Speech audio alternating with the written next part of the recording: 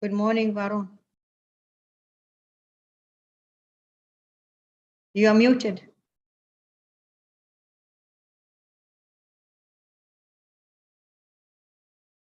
Good morning, ma'am.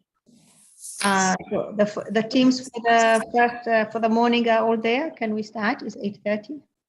Yes. Yes. Right. How many teams we have today? We have about 21 teams, ma'am. Okay. Okay, good.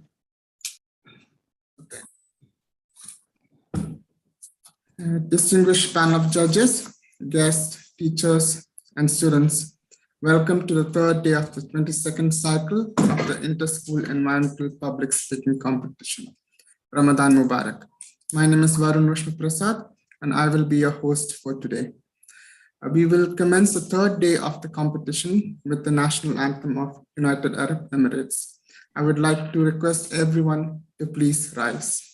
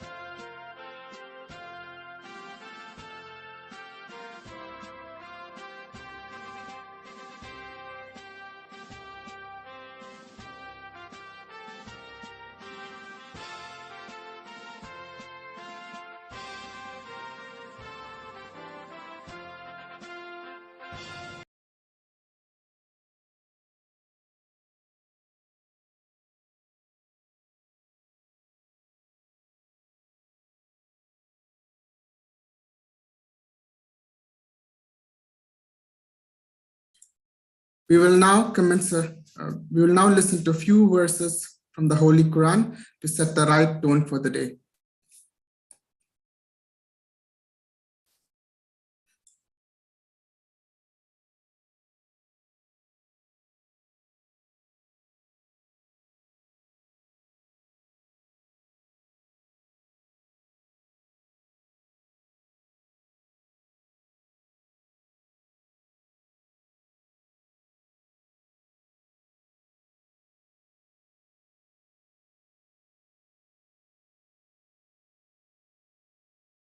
بسم الله الرحمن الرحيم إنا أنزلناه في ليلة القدر وما أدراك ما ليلة القدر ليلة القدر خير من 1000 شهر تنزل الملائكة والروح فيها بإذن ربهم من كل أمر سلام هي حتى مطلع الفجر.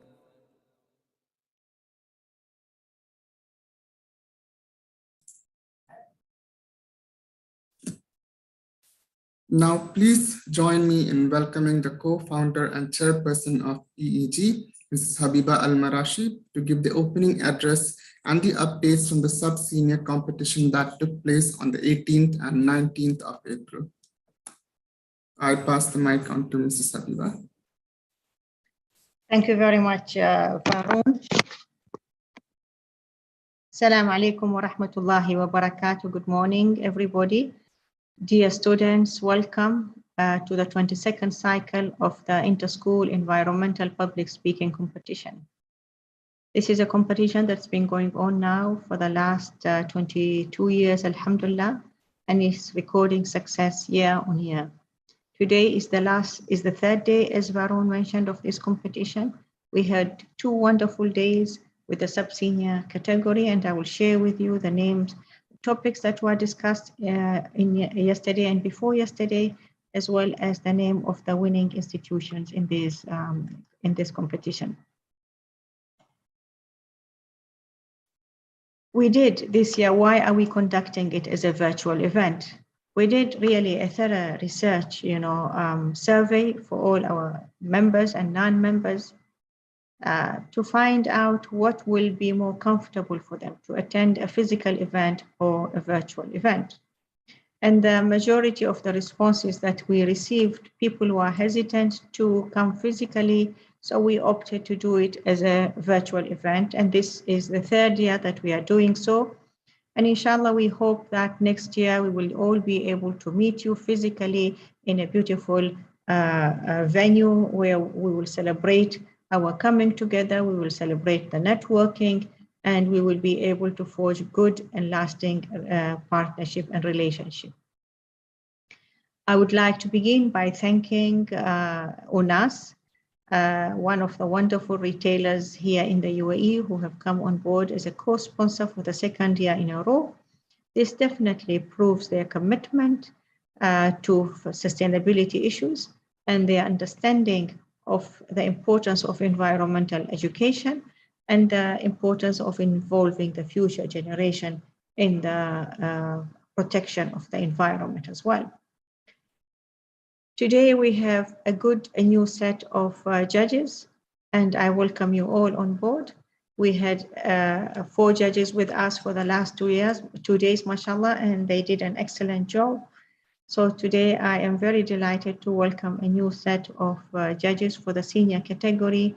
I hope you will have a wonderful time with us, and I really hope that you will enjoy the deliberations, the research evidence that the students will put across for all of us to see and witness. I'm definitely very excited. And I would like to share with you some information as well. This year, we have recorded the second highest participation since the inception.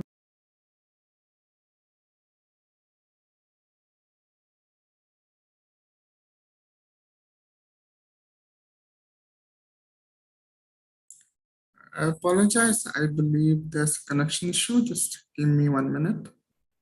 I will check if the connection can be restored.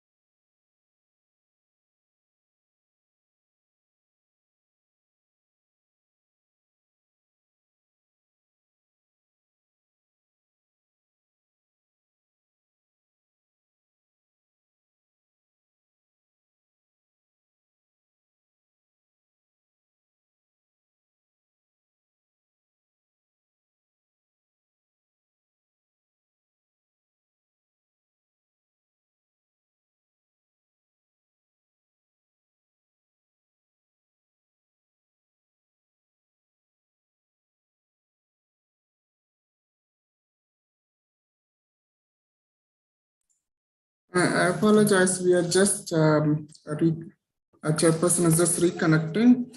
Before she is able to return, I can continue with the rules, and ma'am, you're back.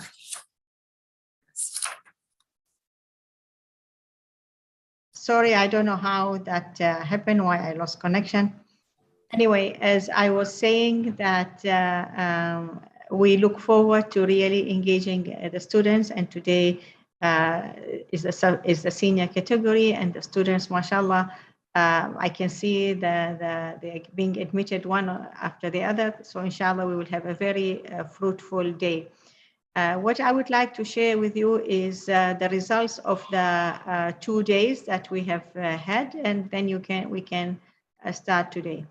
So the first day, the topic was food and water security, the relationship, the correlation between these two. The question is that's what we asked, water security and food security correlated. And the winner was Dubai National School Al Barsha Girls. And yesterday's topic was conserving the true lungs of the planet, key to preventing climate change. And mashallah, the winner was Global Indian International School.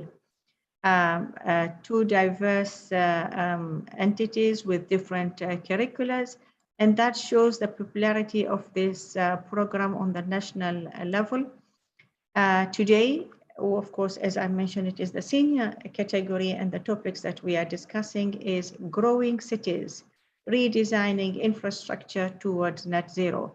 As you can see, the topics are diverse and it covers every aspect of the sustainable development. And these topics come about when we distribute the feedback forms to the students, like we did the last 2 days, and we will be doing today as well with this, with you, dear students and teachers. So I will highly appreciate it that you fill these forms and you put your suggestions for topics that you would like us to cover. This is what happens us then to really thematize them, put them together, send them to resourceful people, and the topics that vote the highest are the ones that are rolled out for the teams for next year. So please play an active role in designing and in deciding what will be the topics that we put forward for next year, inshallah. So the topics that we covered this year covers every aspect of the sustainable development, and it covers many of the sustainable development goals. So we are looking at the social angles, we are looking at the conservation of resources, we are looking at the built environment, we are looking at climate change. There's a lot of beautiful and wonderful elements of sustainable development that we have nicely incorporated into the topics to be covered today. So I wish you really all the best, and I look forward to hear your wonderful insights, to see the depth of the research that you have conducted, and to see the teamwork. And I'm sure it will come across the sheer hard work that your teachers have put to ensure that you submit and you present a winning application today. As far as we are concerned at the Emirates Environmental Group, we really look at all of you as winners. So I congratulate you all in advance, and that proves that you are really becoming part of the global citizenship and corporateship. And we would like you to continue this path, and it should not be just a competition for you. So I really look forward and hope that this will be a path changer for you, and you will be looking at environmental issues more seriously. And inshallah, it will help you decide what is your career path that you want for the future and which specialization you want to go in. So I thank the teachers for coming on board, for your commitment, for working closely and consistently with your students. And I look forward to a fruitful day. And dear judges, wish you good luck in your deliberation. And Faroon, thank you very much. I give back the mic to you. Thank you. The achievements of Emirates Environmental Group, even in trying times in developing and ensuring that its educational programs are rolled out annually, are remarkable and truly deserves a round of applause. continue on. We would like to also give a big thanks to UNIS for coming on board as our co-sponsors. UNIS UAE is the Middle East's definitive home of luxury. UNIS presents a carefully curated edit of exclusive capsule collections from the local and international designers of the highest caliber.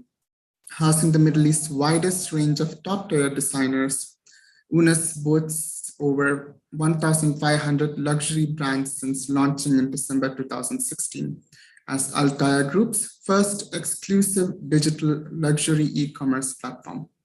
Dedicated to impeccable local talent and local service alike, UNIS currently operates exclusively within the Middle East. An extensive array of opulent collections and coveted seasonal pieces is presented through a tailored website, app, and personal shopping service. The Inter-School Environmental Public Speaking Competition was introduced first in 2001, with 25 schools participating in a one-day event, and the number of participants has been increasing ever since. This year, we are proud to announce the growth of the competition to 89 teams from private and government schools from all over UAE. Each year, we invite a distinguished panel of bilingual experts to judge the competition. And this year, we'll have a total of 9 judges, 4 for the sub-senior category and 5 for the senior category. Today, the senior category, we have with us Dr. Heba Abukusa, Adjunct Assistant Professor at the College of Humanities and Science at Ajman University. Miss Afra Majid Muhammad Majid Al-Owais, Engineer Conservation at Sharjah Electricity and Water and Gas Authority. Miss Nagam Amin Hassan, Applied Math and Science Assessment Lead at Emirates School Establishment. Ms. Muna Al-Amoudi, Director of Climate Change Department at Ministry of Climate Change and Environment. Respected judges, thank you for taking the time out from your busy schedule and joining us. It is highly appreciated. Dear teachers, please stay active on our social media, on your social media during the day, as we will be sharing constant updates on the competition on our platforms. Do not forget to use the hashtags that you have seen on your screen. We would appreciate your engagement on Facebook, Twitter, and Instagram. Social media is a very powerful tool which can help spread awareness on significant issues that we will be discussing today and showcase your wonderful teams as an example to motivate other schools to join the future competitions. Before we move on to the presentations, I would like to emphasize on some housekeeping points and rules and pointers for you to remember. Now, each presenting team will be given exactly 7 minutes and not more.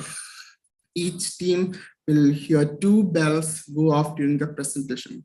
The first bell is a single bell that indicates that 5 minutes have passed. And the second bell will be continuous and indicates that end of 7 minutes. Points will be deducted if the teams exceed the allotted time of 7 minutes. Points will also be deducted if the speakers merely read from their papers or on their devices. Dear teams, don't leave the virtual platform to avoid missing your presentation slot and to benefit from learning of each other's presentations.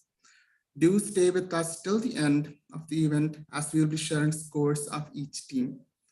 There's a total of 50 points for the competition. Each judge will allocate points on the basis of 1, clarity of speech and teamwork, worth 10 points, originality of ideas, worth 15 points, assessment of environmental impact and suggested solutions, worth 15 points, and presentation of research evidence, worth 10 points. Throughout the history of the competition, the winners and runner-ups are awarded on stage at the end of each day of the competition. But since this competition is conducted on a virtual event, that is not possible. Therefore, we will be delivering the trophies and the mounted certificates at the winners' academic institutions by next week. I repeat, after announcing today's winners, we will be delivering the trophies and mounted certificates at each of the winning institutions by the end of next week. As it is the holy month of Ramadan, we will have only 2 breaks today. One short break in the morning just to refresh yourself and stretch, and one final break at the end of the presentation of all the presentations. After the final break, the awarding ceremony will commence. Please be mindful of your presentation slot, which is shown on the screen. Kindly note that everyone is required to stay online and finish the whole program. An email containing the feedback form will be sent to your teachers after the event. Please note that all teachers and students are required to answer and fill the form to enable us to issue the certificate. I repeat, an email will be sent to the teachers containing the feedback link, and all of you are required to fill it to enable us to issue the certificate. I would also like to bring to your attention that we have sent a virtual backdrop in celebration of Earth Day. Please use that so we can have a group picture later using the background before the first team comes on screen.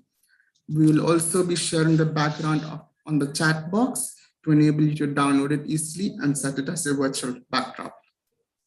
I would like to request all participants to be aware of the time allotted, as there were a large number of presentations today. And the teams those are presenting just after the break, please make sure you return a few minutes before the break is over so that we can start your presentations exactly on time. So without further ado, today we will witness presentations from senior category involving the students of 16 and 18, between the ages of 16 and 18. They will be performing on the topic, growing cities, redesigning infrastructure towards net zero. So can I request everyone to please open your cameras and we can have a group picture and put on the backdrop.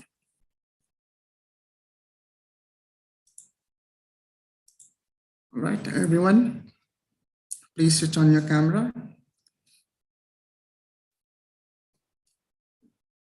Tanmay, please switch on your camera.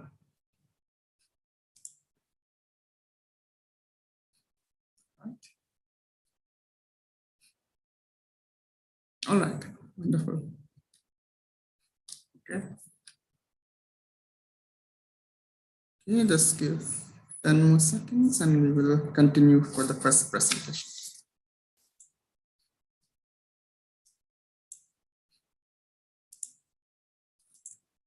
Okay, thank you. Thank you, everyone. Let us now begin the first presentation. Judges, please note that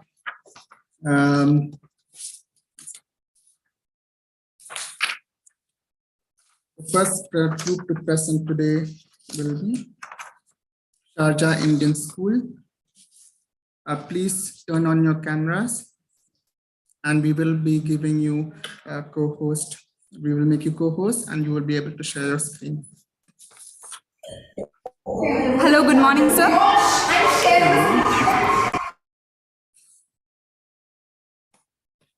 Good morning, sir. Good morning. All of you presenting from one screen, one laptop, or one computer?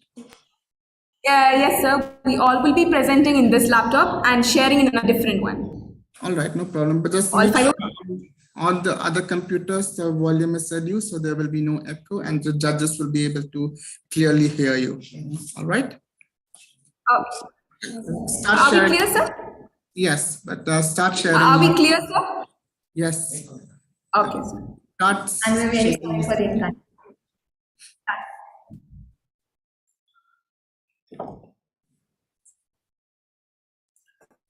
One second, sir.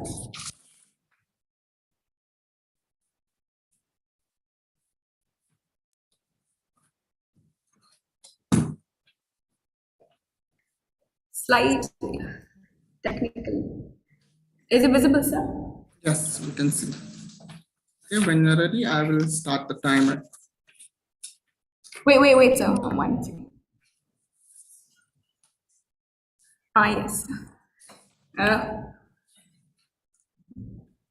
3, 2, 1. Yes, sir, we'll start. You may start. Arthur Clarke once said, the only way to discover the limits of the possible is to go beyond it into the impossible. Before we get started, we'd like to express our sincere gratitude to all. So, shall we introduce ourselves? Let us walk you through a short trailer of the SIS team.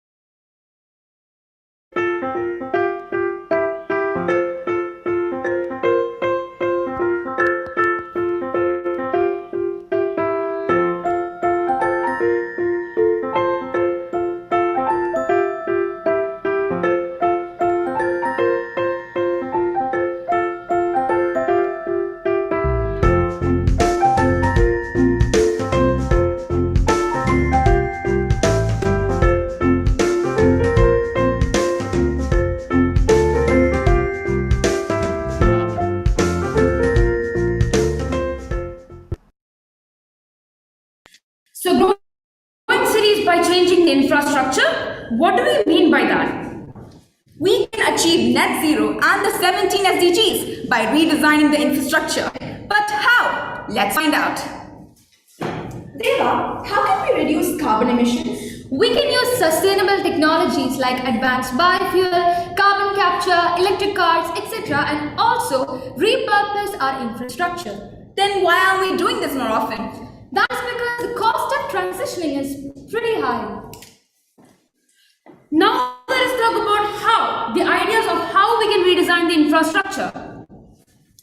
We all know about solar panels, right? What if we place them on skyscrapers since they are taller and closer to the sun? Example, when we place them throughout Burj Khalifa, we can generate huge amounts of electricity. Speaking of electricity, what if I tell you that we can generate electricity by walking? How, Drisha? By putting platforms that can generate electricity using the pressure that we have when we walk.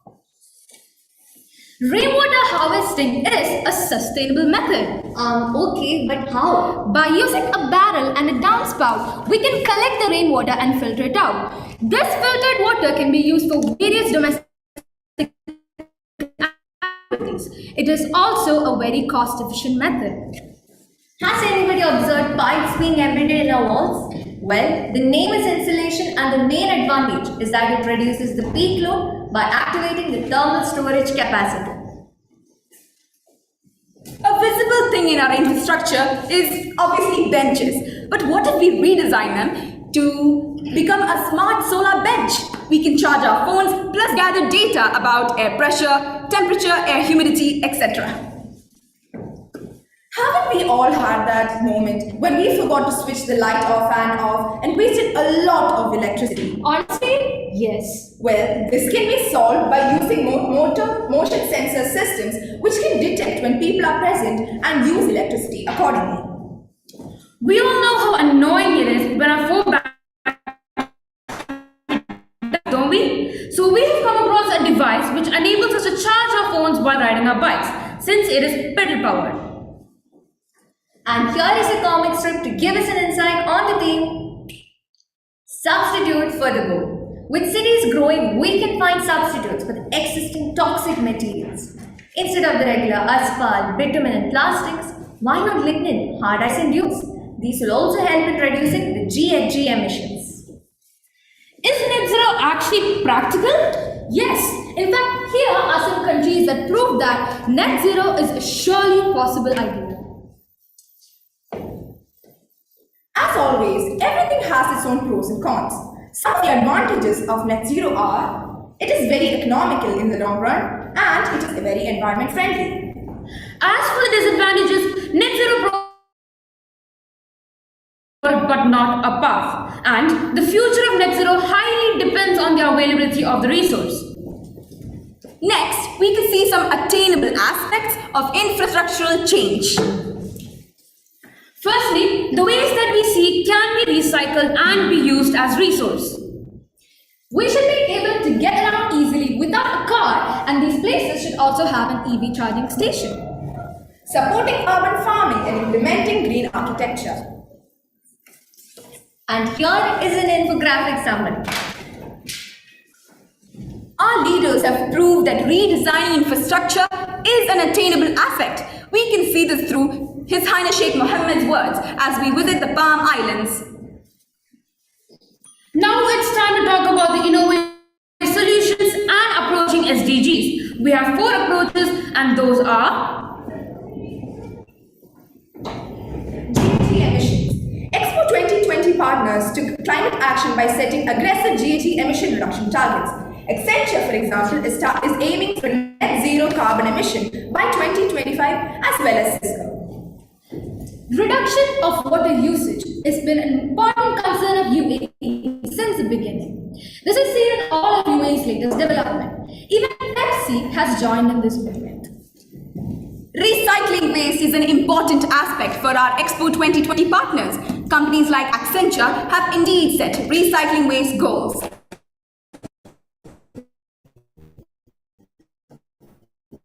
Given to us by the Dubai Expo Clean Energy Resources for an Innovative Lifestyle.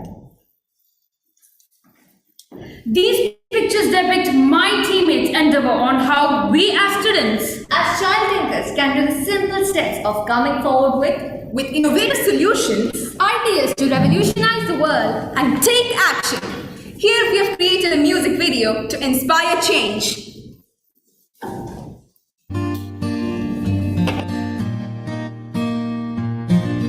You may ask what we can do indoors.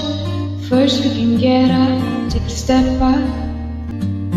Go ahead and plant a tree by maintaining the harmony. Go and spread the word, let all of your words be heard. Recycle and reuse all the mess that we've already used. Let our little mother earth. we thank the EG team for this wonderful opportunity. Thank you. Thank you, students. Our next team, Sunrise English Private School, Abu Dhabi. Please get ready to share your screen.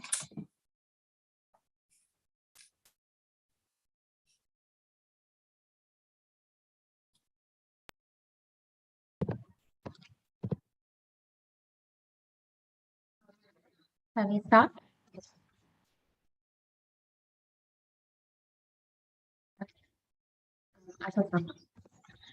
Tall green trees and floral scented lands. Well, that was decades ago. Skyscrapers and industries have long replaced these natural creations. It won't be long before we are left with nothing but an ailing planet. Greetings to all. Today we gather here as witnesses to an enormous change in our race to net zero. Global average temperatures have increased by more than 1 degree Celsius since pre-industrial times. It has had substantial consequences on the climate. The total warming effect on the Earth's atmosphere have increased by 45%, mainly due to carbon dioxide emissions. To stabilize this, we must achieve net zero. Net zero emission or carbon neutrality is counterbalancing the excess greenhouse gases by removing them from the atmosphere. To address these challenges, the UN Climate Change Conference in Paris reached an accord, namely the Paris Agreement.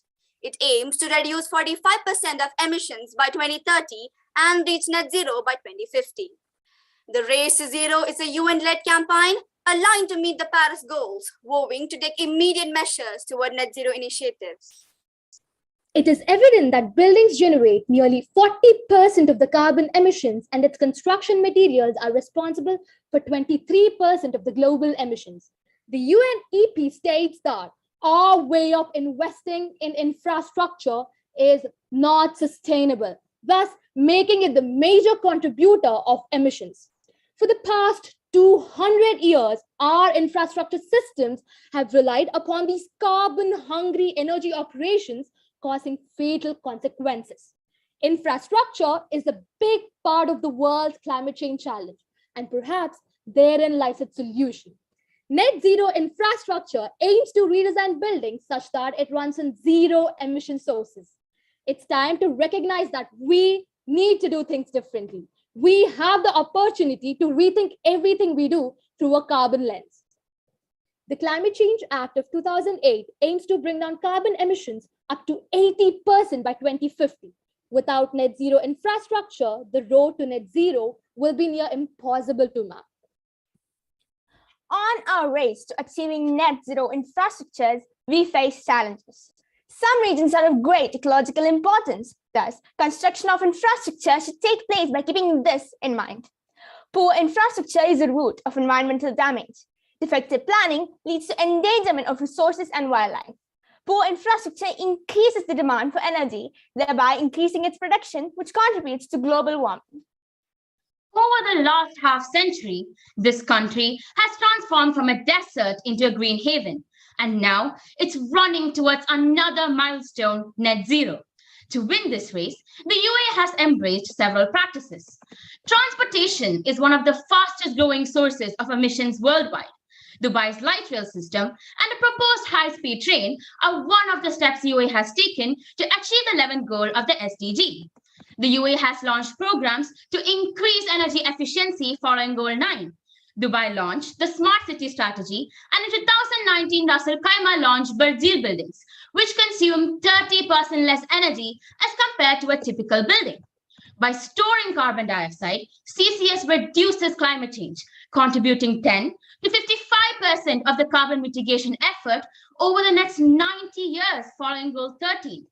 The Masdar initiative focuses on the development of technologies in renewable energy, carbon management, and water usage. The Expo 2020 was a real opportunity for Dubai to use this global stage and operate a totally net zero building in one of the world's most challenging climates. The Terra Pavilion makes us realize our obsession with consumerism and need for materialistic things. It draws inspiration from natural processes like photosynthesis. It generates its own water using water trees and electricity using energy trees and solar panels. The exhibition space is partially buried under the ground, which keeps it cool. The Sustainability Pavilion is a totally net zero building for water and energy. The Dubai Expo 2020 was one of the most sustainable expos to ever be conducted in the world. Achieving net zero through infrastructure is a much needed priority, and so we must start undertaking large-scale practices to reach our goals. One such method is cogeneration. When gas is heated to generate power, hot exhaust gases are released, which can be used to generate further steam to be converted to power. It follows the SDG 7 and 9. Green buildings following SDG 7 and 9 are created to be resource efficient throughout the building's entire life cycle. Heat pumps can be used to heat a building by transferring heat from the outside of the building to the inside, and can also work as air conditioners vice versa, and thus they follow SDG 12. Microgeneration is the small-scale generation of heat and electric power. It includes small-scale wind turbines, micro hydro, and solar PV systems, and thus it follows SDGs 11 and 12.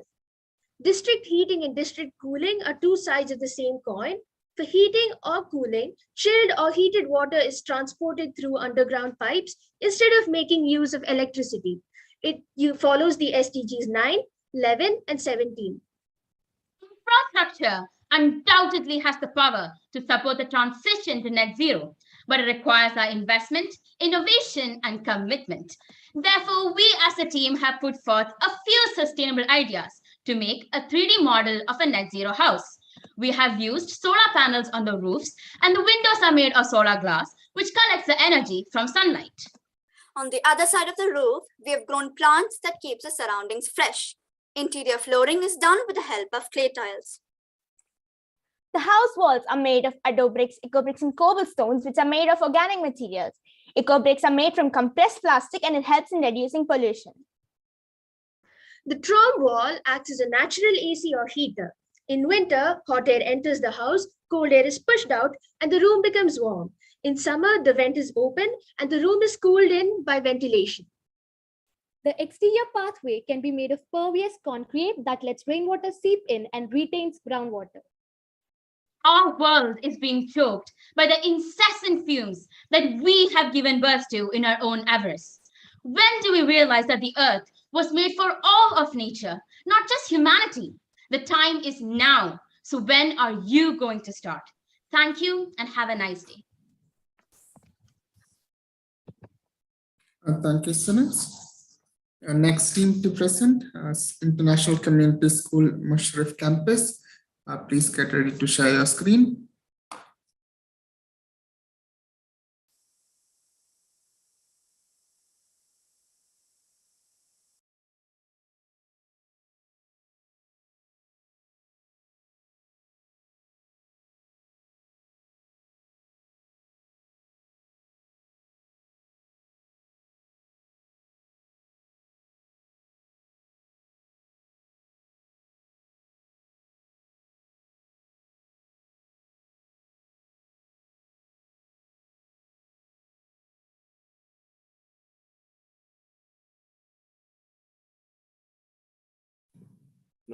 Hello.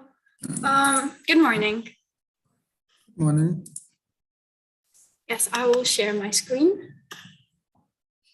Right. Can you see my screen? Oh, wait, let me share with audio.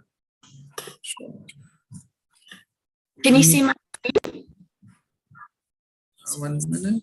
Yes, we can see it. Can you make it full screen? Then you can start. Yes. Perfect. Right. Ready? Yes. We're ready. Bringing the future to you with SEL, Sustainable Eco-Friendly Living, inspired by Schneider Electric and done by Adonis, Naya, Majd, and Khadija from the International Community School. Now, Khadija, what makes SEL so smart and sustainable?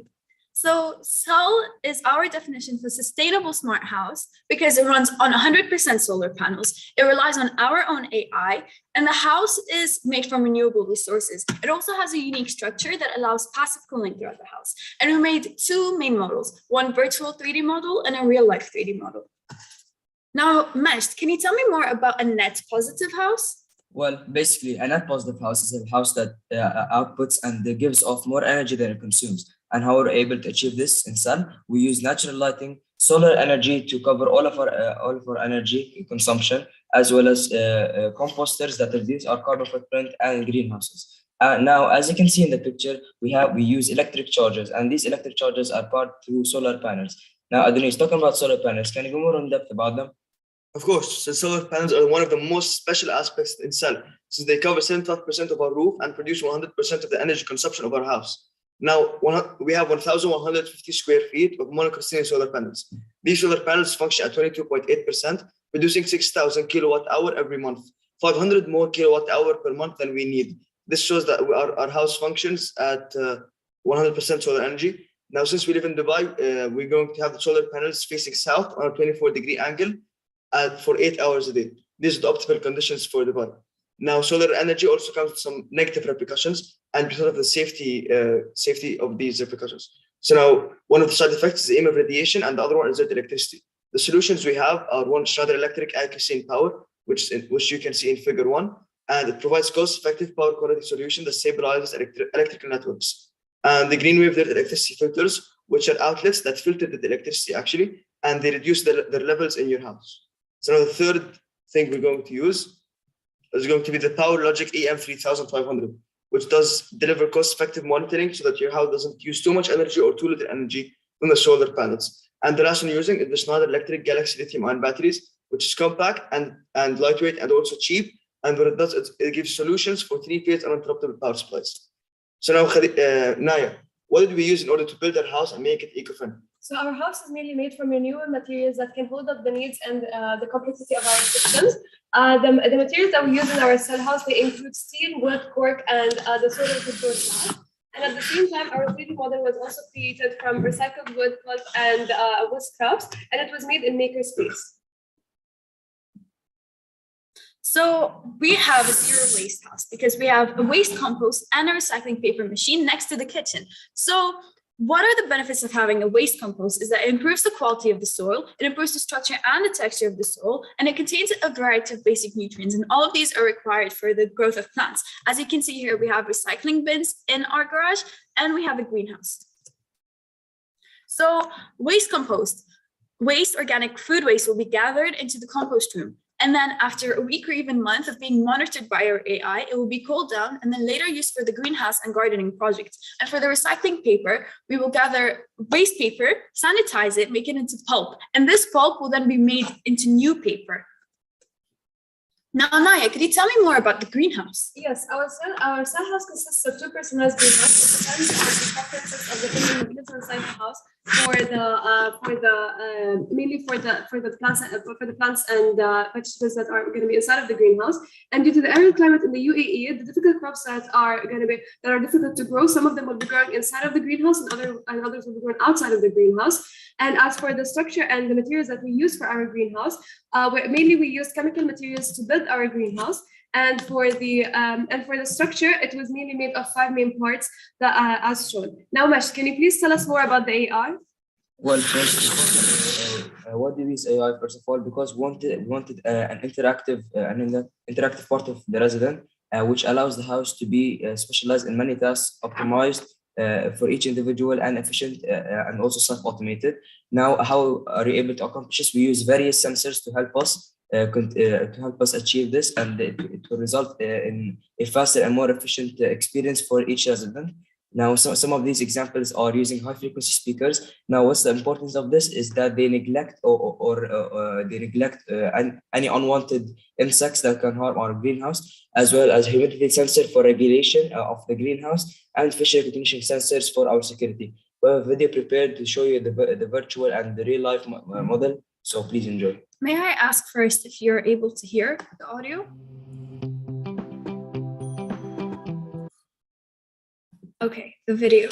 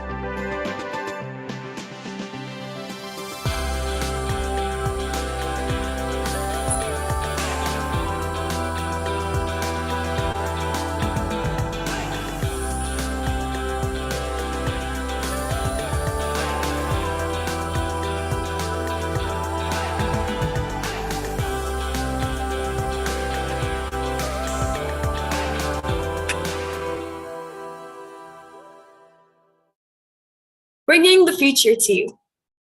Thank you.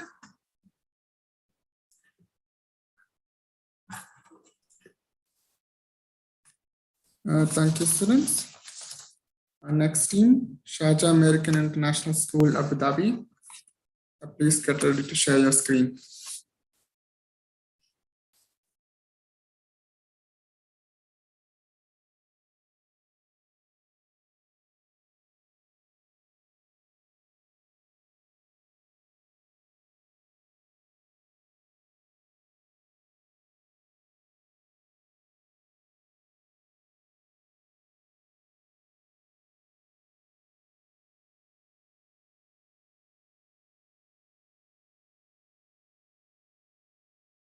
All right, please turn on your cameras and share your screen.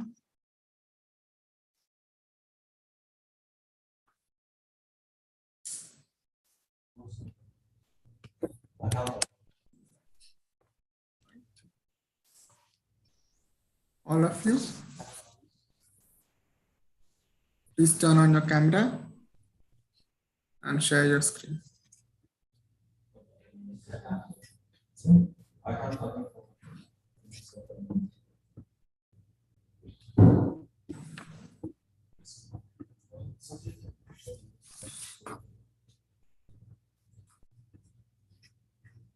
Ready? Please share your screen. I'll share my screen. Right. And you can unmute yourself when you want to speak. Can you see my screen? Yes. Good morning, everyone. My name is Anthony Philip. We'll be representing SIS Abu Dhabi branch, and today we'll be talking about how we can achieve net zero in our school and worldwide. Please let me introduce my team, Abdurrahman, Ahmed, and Mahra. Mahra will be now taking the lead. Good morning. Introduction. What is net zero? The net zero refers to the target of reducing the greenhouse gas emissions that cause global warming to zero, balancing the amount released into the atmosphere from sources with the amount removed and stored by carbon sinks. The 25 Net Zero Strategy. The strategy aims to increase the contribution of clean energy in the total mix from 25% to 50% by 2050, and reduce carbon footprint of power generation by 70%, thus saving 700 billion by 2050. How to address carbon reduction in UAE? The UAE has chosen to implement actions to slash its carbon emissions, including monitoring and tracking GHG emissions and assessing policies related to them. In addition, the UAE is committed to expanding the role of low carbon technologies in the economy and investing in renewable energy and nuclear power. Because I'm on the iPad.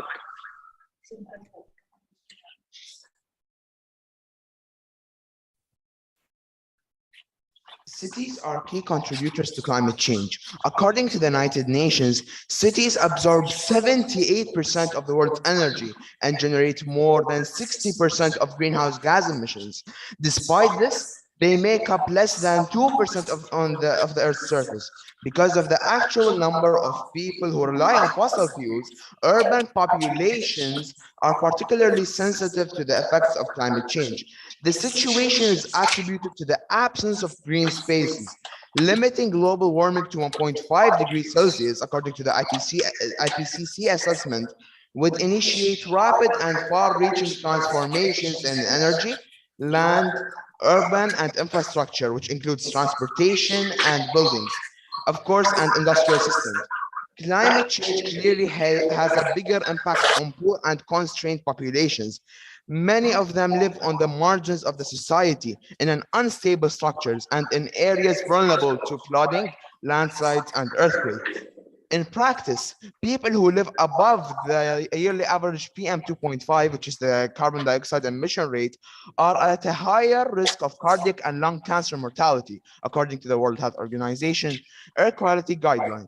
In this measure, more than 90% of the world's population was exposed to poor air in 2017. When compared to other regions, South Asia had the highest levels of PM 2.5 in 2017. This is caused by vehicle emissions, coal-burning power plants, industrial emissions, and a variety of other human activities.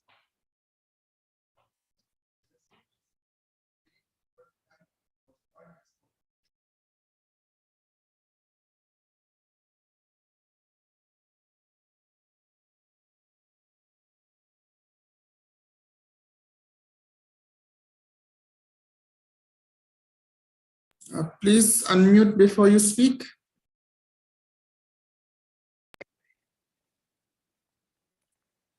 Okay. The zero waste system, it is believed, must work for everyone in both large and small communities in order to have the greatest impact.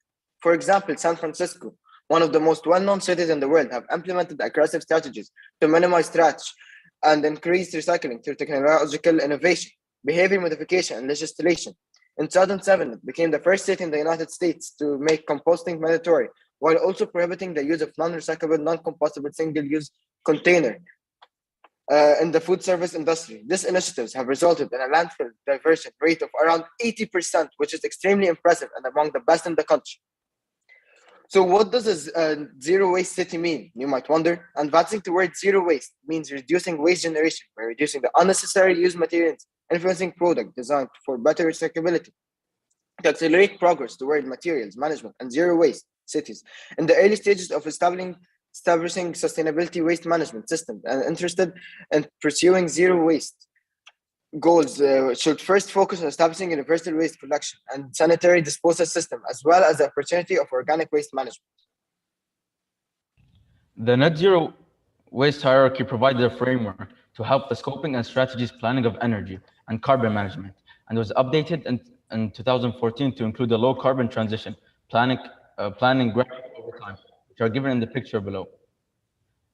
Governments around the world aim to achieve 100% net zero in their society by 2030 or 2050. It may seem not possible unless we use the following steps, which are starting by carbon footprint, action plan, track progress, and always stay positive. What needs to happen? The built environment, making our existing and future building net zero comfortable, healthy, and affordable to run.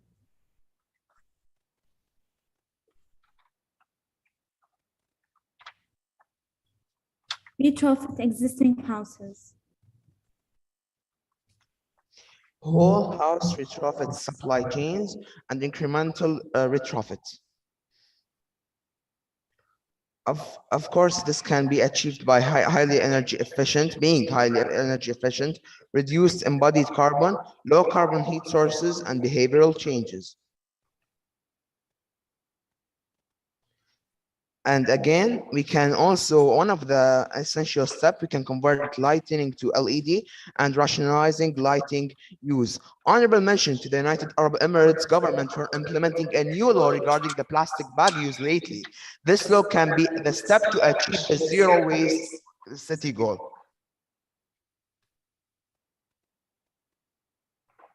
Okay.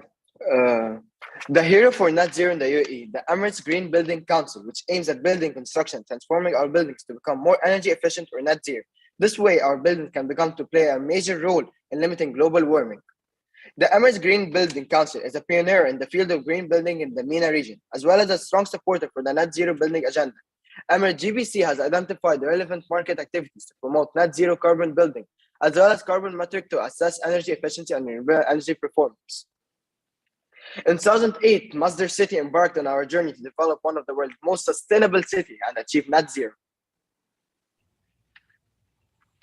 As SIS students, we strive to empower others to effect change. We teach our classmates about the topic of waste management, and including how it contributes to climate change, how it manifests itself in different countries, and how some governments are attempting to address it. With the help of our staff and students, we have implemented net zero in our school by rewarding our students and teachers for walking 10,000 steps, use food waste and turn them into fertilizers to help our school environment by small first steps towards recycling. And finally, recycling different types of cans.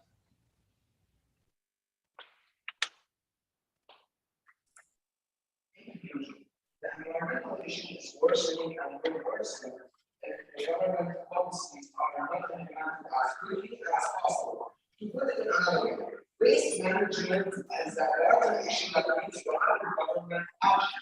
There is likely a small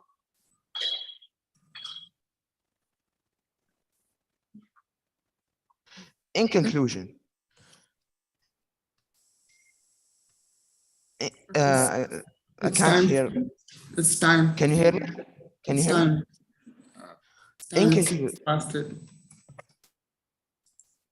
In conclusion, the environmental issue is worsening and will worsen if government policies are not implemented as quickly as possible. To put it in another way, waste management is a vital issue that needs rapid government action.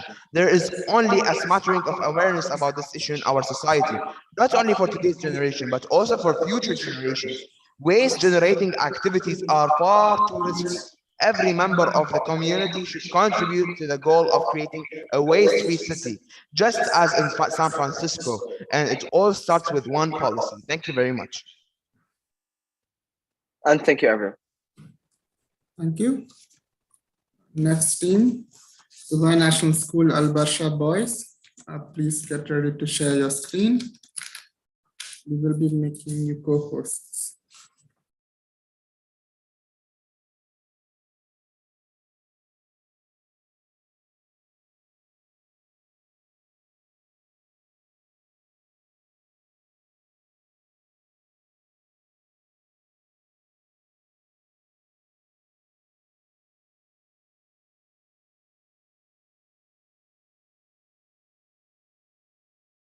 Please share your screen.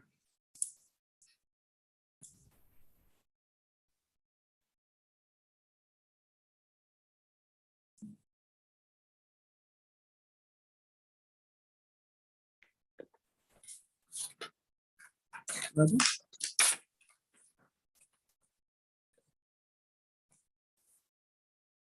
Hello. Yes, I will share my screen right now. All right. Can everyone confirm that they can see my screen? Yes. Yes. And can everyone also confirm that their mics are unmuted and functioning? Yes. All right then. Thank you. We will be starting now. The year is 2050. In many places around the world, the air is hot and clogged with pollution. Your eyes often water and your cough never seems to disappear. You can no longer breathe fresh air. Our world will continue to heat up. We have already passed tipping points like the great melting of the Arctic sea ice. Oceans and forests had for many years absorbed half the carbon dioxide we spewed out. By using a time travel machine that takes us back in time to fix our past mistakes, gives us one last chance to heal our cities and to delay the inevitable. To refine the past, we must first understand sustainability from all four aspects: social, environmental, economic, and institutional. Social infrastructure sustainability is the managing and identifying of businesses' impacts on employees with the effects on the local environment.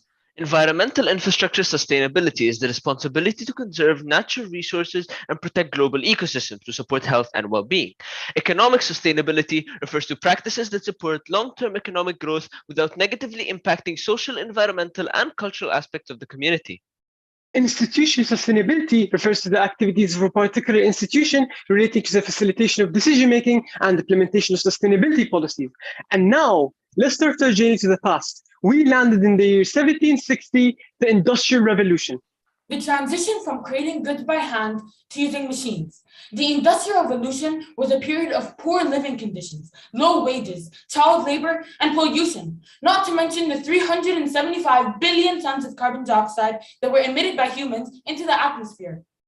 During the industrial age, the world saw a 50% to 100% increase in population that majorly affected the economic and environmental dimensions of sustainability and led to the depletion of natural resources. Industrial factories are major contributors to air pollution. Approximately 71% of toxic materials and gases like carbon dioxide and methane are burned and pumped into the atmosphere.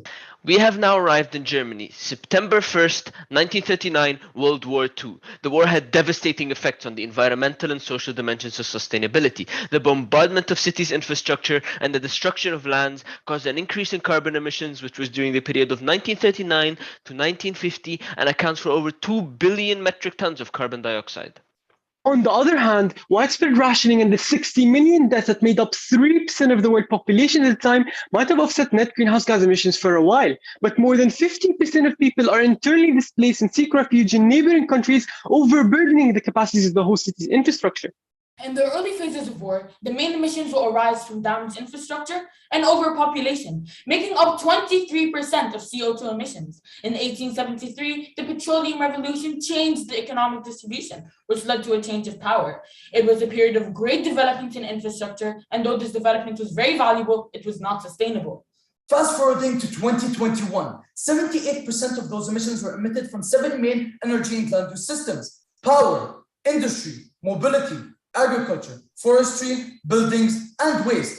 Power, consisting of electricity and heat generation, 30% of CO2 emissions. Industry, production of steel and refining of oil, gas, and coal, 30% of CO2 emissions. Mobility, consisting of road, rail, and other forms of transportation, 19% of CO2 emissions. Agriculture, consisting of emissions from agricultural practices and fishing, 38% of methane emissions and 79% of nitrogen emissions. Forestry and other land use, 14% of CO2 emissions. Buildings with utilities, 6% of CO2 emissions. Waste, consisting of solid waste disposal and management, 23% of methane emissions. We're approaching light speed. Hang tight, we arrive at one of the first international agreements that brought light on the concept of net zero greenhouse gas emissions. It was agreed and held at the United Nations Climate Change Conference COP21 2015 that had the shared goal of reducing carbon emissions by 45% by the year 2030 and reach the ultimate goal of net zero emissions by the year 2050.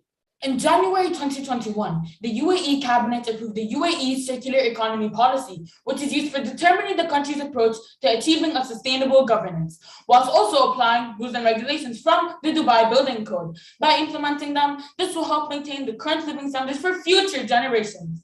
In 2021, as we know, carbon emissions affect the planet significantly, but a solution for each land and energy use system has been provided to solve the net zero equation.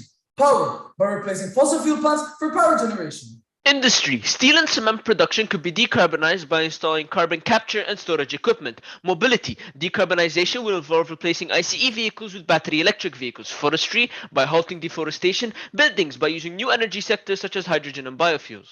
Rare earth metals such as Ethereum, Lanthanum, and Cerium are critical for a transition to a low carbon infrastructure. They encourage environmental and institutional sustainability across the globe. ESG reporting for companies worldwide, focusing on Scope 3, which reflects emissions from upstream and downstream on the value chain, rather than only focusing on Scope 1 and Scope 2, which do with direct and indirect emissions, would decrease carbon dioxide emissions by 27%.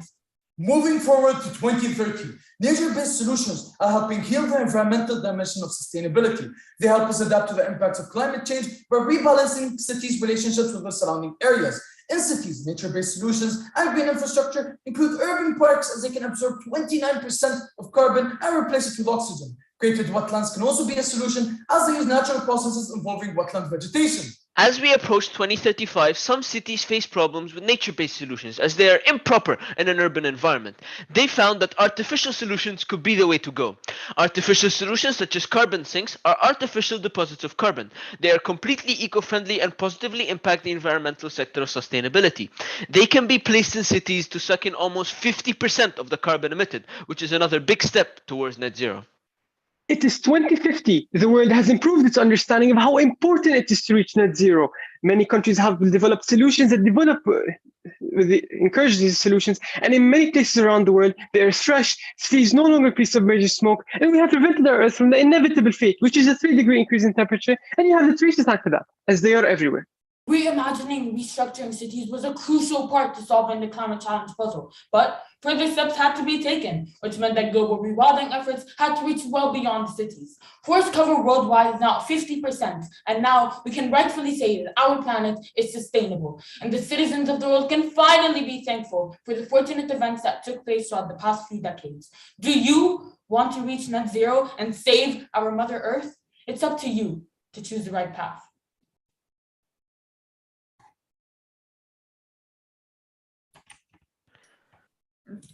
Thank you, students. Our next team, GEMS Modern Academy. Please get ready to share your screen.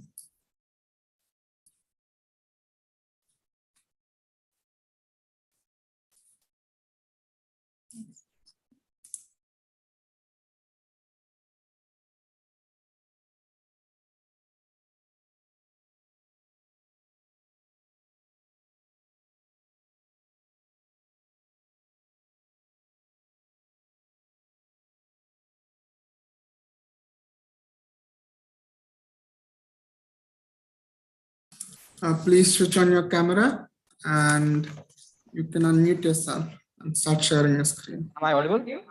Am I audible? Yes. Okay. Yes. All of you, please turn on your camera. Is the presentation visible? Yes.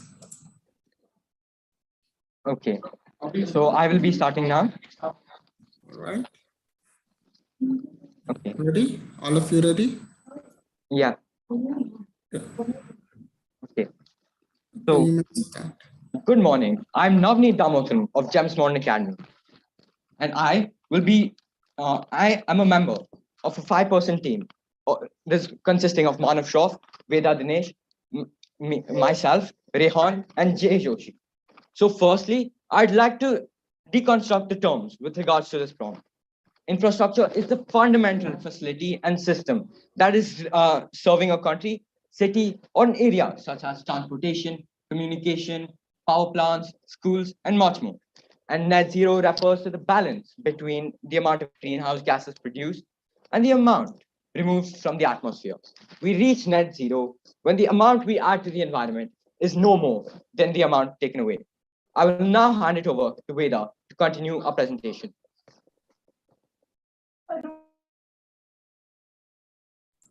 Pause, please. We're not able to hear you. Can you please speak into the mic clearly? 1 minute, my team member will be. I'm sorry, can you hear me now? Yes. Okay, perfect. A road cuts through the pristine rainforest to give a community access to the city. A dam creates a reservoir to provide fresh water to a growing town. A platform that is miles from the shoreline gives access to oil reserves deep below the ocean floor. These are all examples of infrastructure, physical structures that provide the foundation for modern society. Infrastructure is a necessary part of the development associated with a growing human population, but it can also have many devastating impacts on our environment. The road through the rainforest may fragment habitat or cut off the migration route for an endangered species. The dam may have diverted water from freshwater habitats already struggling through a drought. An oil spill from the platform may have killed marine organisms and left the shoreline polluted.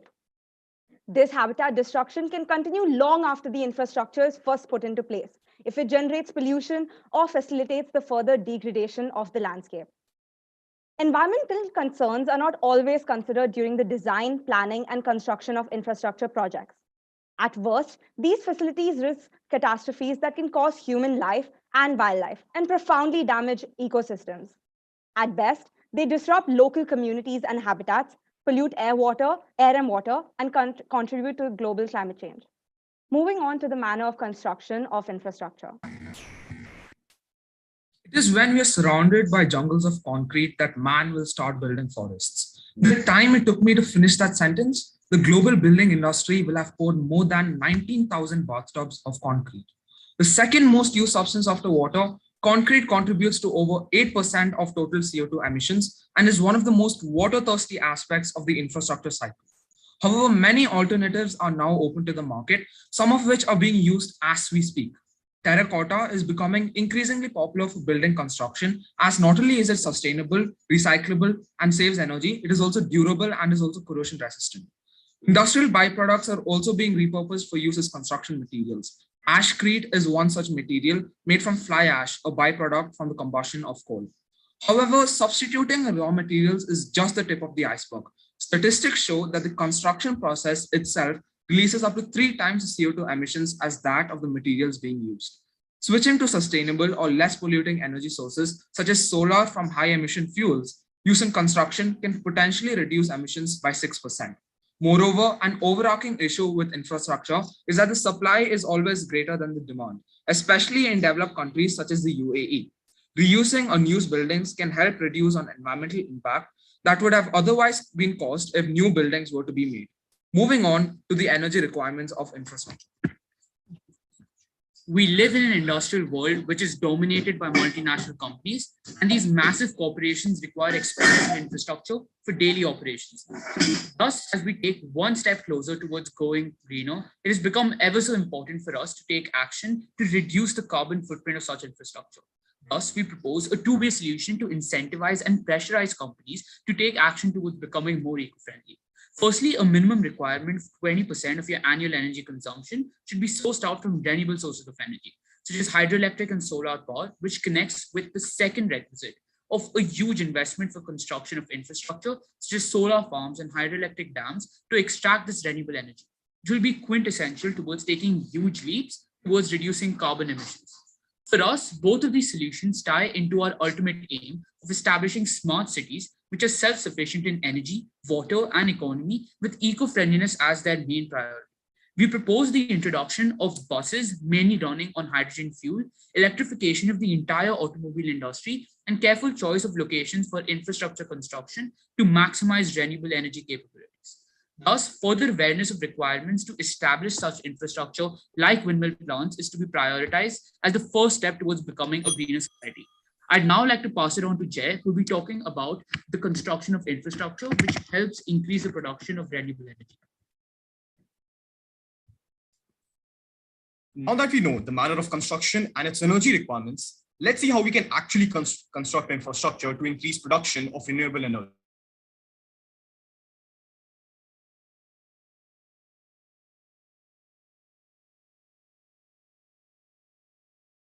Banks is an effective way to increase production of renewable energy. Hydroelectric farms are also very useful as they are renewable, emission-free, adjustable, and reliable. Hydropower can also be generated from flowing water. Energy from waste is also an effective solution considering the huge amount of waste is generated in today's world. Some of these methods include incineration and pyrolyzation. Geothermal energy is also a renewable source of energy as it takes in heat from inside the earth. It can also be used to generate electricity. We can also use biomass heating systems as it is a renewable source of energy and cannot be depleted.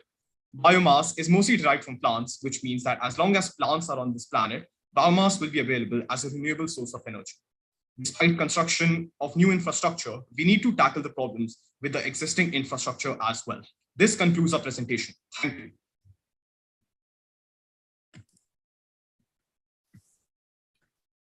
you. Thank you, students. Next team, our own high school, Dubai. Please get ready to share your screen and please turn on your cameras.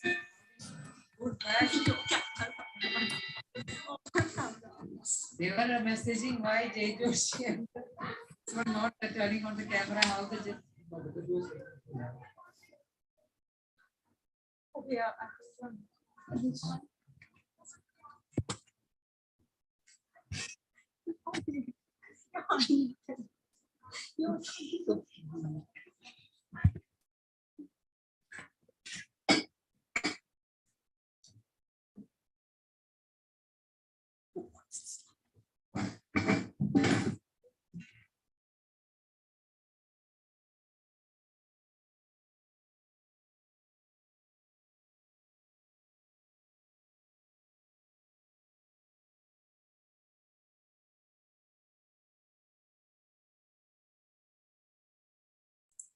All right, please turn on your mics.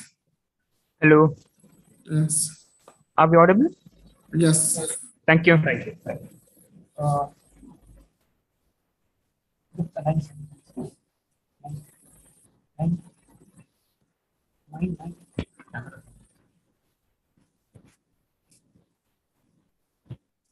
It was a very different world years ago.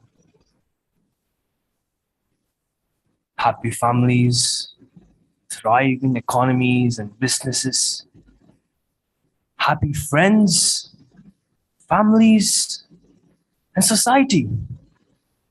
It was beautiful. A happy world until. Can you pause, please? We're not able to see you. That's part of the performance. Okay. So we'll restart first. Sure. I thought it was a part of the performance. That's why you couldn't see us. Sure, no problem. You can restart. The camera, the black camera. Okay, please start.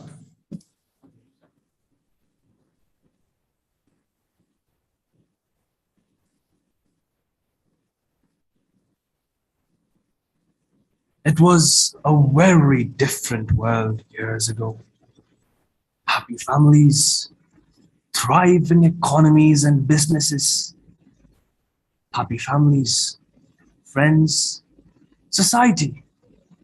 A beautiful, happy world. Until.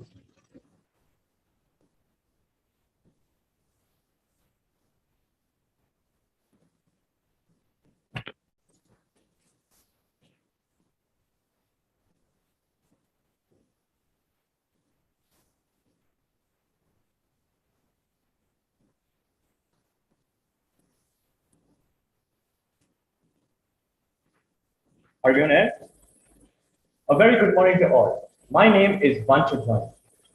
Horrific scenes as we get closer each day to the impending day of doom, surrounded by burning cities and orange skies. In the modern era, infrastructure development comes at the cost of rising CO2 levels that are derived from the ever-increasing requirement of energy and the unsustainable ways engineering addresses these pressing issues. On next to me, we've got four esteemed guests. Mr. Nitish Kumaresan, a well-renowned scientist. Mr. Mohammad Safwan Farooq, an architect known for his remarkable architectural work in the UAE. We also have with us Mr. Vanch Kiranandani, a young and bold economics expert. And finally, Mr. Abhishek Pai, an environmentalist who is known for his known to be working with numerous environmental committees.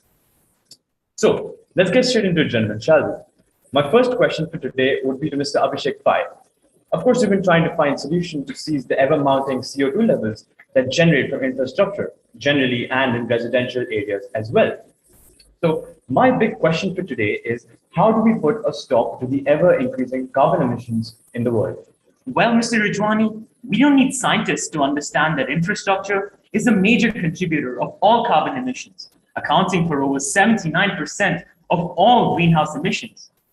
I genuinely believe that in today's society, with the right use of resources and the right sense of urgency, we can come up with spectacular solutions, molding the way we design our infrastructure. Well, that's a fabulous start to the session. Talking about spectacular solutions, next to me, we've got two scientists who made remarkable innovations in the field of sustainable architecture. Thank you, Mr. Rajwani. We're quite honored and indebted that you provide us a platform to discuss such a pressing dilemma that the world faces. We present before you an idea that can revolutionize the future of green infrastructure. Presenting to you slide 0, an architectural marvel that combats all the aforementioned adversities. Sustainable architecture has never been quite literally a piece of cake. It has an ergonomic design that fulfills the dual purpose of saving the environment while bequeathing the best environment for work and stay. You see this, Mr. Rajwani, a round structure gives the best structural integrity using the least material possible. Now, to address this means that we substantially reduce the need of concrete and other environmental harmful material that uses and expels large volumes of greenhouse gases. The shape of the building ensures that harshly hot and cold winds bounce off a surface. Well, that sounds great, sir. Fables are always euphoric to the ears. But have you thought about the finances of this marvel? I mean, you talked about hybrid phase change materials, green concrete, all of which, although environmentally feasible, are still relatively more expensive. So, is this even cost efficient? Well, you know what? I quite agree with you, Vanch. Besides, you have spoken about the eco-friendly practices while the building is being built. However, you have not addressed the methods to combat the dilemma while the building is being used by the residents, hence revealing a major loophole in your project. Thanks for that. To address the question of economic feasibility, a tenant's monthly bill consists of electricity and gas. The entire building has been sliced into 4 quarters. Each alternating quarter is a residential sector followed by an energy center. The energy center shall have a biogas refinery that creates biogas from food matter that arrives via a chute and a solar rooftop which is gilded on the rooftop. Moreover, each residential sector shall have a smaller sphere at the top for additional energy requirements, which is more conventional than conventional flat panels. Now, to address the question of carbon emissions, much of the carbon emissions emerge due to 2 increasing reasons. One is the air conditioning system, and 2 the lighting system. Taking inspiration from the Emirati Burjeel, each sector should house one such structure to ensure the existence of a passive cooling system in that sector. To implement the best passive lighting system, the house faces north-south direction with high glass windows in order to receive natural light during the day. The glass shall be coated with a special type of paint which allows sunlight to enter the building while keeping the heat out. It will do a better job at shutters on the outside, which do a better job at maintaining the temperatures on the inside. The walls of the building will be composed of hybrid phase change materials that store and release heat simultaneously and is architecturally suitable for construction. Hence, when the temperature decreases, heat enters and vice versa. That's indeed some valuable thought you have given to the building. However, considering the adverse effects of global warming the world faces today, would this building be able to stand strong in the midst of natural disasters like tornadoes? The answer to that lies in the shape of the building itself. You see, Mr. Abhishek, rectangle-shaped buildings require more material to achieve the same level of stability that triangle-shaped buildings and dome-shaped buildings take with lesser material. The load balancing technique of such buildings is the very reason for this. Well, gentlemen, that brings us to the end of this day's discussion. We would like to thank our experts and our scientists, and we wish to see their modern revolutionary ideas take place in the near future and have a positive impact on our planet. Thank you all for joining us today, and we will see you next time.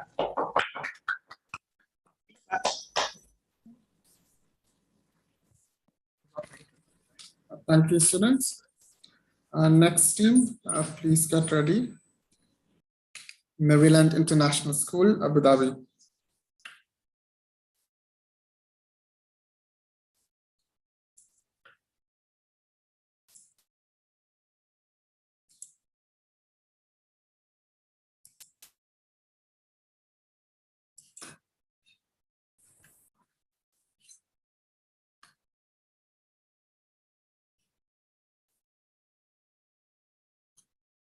Right, please share your screen. Can you see my screen? Yes, we can see. Am I audible and visible? Yes. Okay, perfect. We'll start in 3, 2, 1. Good morning, everyone. My name is Tasneem. My name is Ria. I'm Aswa. And I'm Yasser, and we are students from Maryland International School. Today, we will be explaining the problem with modern infrastructure, and we will be providing you with solutions that will hopefully help us work towards achieving net zero building. So let's start off with the effect of modern infrastructure on the environment and how it adds to our carbon footprint. As societies develop, establishments begin to lean towards centralized urbanization, and part of this expansion causes the increasing replacement of naturally occurring vegetation with conventional construction materials such as concrete and asphalt. And these materials absorb and re-emit radiation rather than deflect it. This, along other location-specific factors, is the primary cause of heat waves becoming a prevalent phenomenon, giving birth to heat islands. This is where the urban heat island effect comes in. Heat islands become sinks for atmospheric pollutants due to the increase in land surface area, leading to increased occurrences of disturbing weather phenomena, such as cloudiness and fog at best, and thunderstorms and hailstorms at worst. This effect is further catalyzed by the urban sprawl, which is the unrestricted growth of urban areas with little concern for urban planning. This results in rapid increase of population and greater derived demand for energy, namely non-renewable energy. Due to the inadequate concern towards the negative outcomes, it contributes to the already existing air pollution and the heat island effect.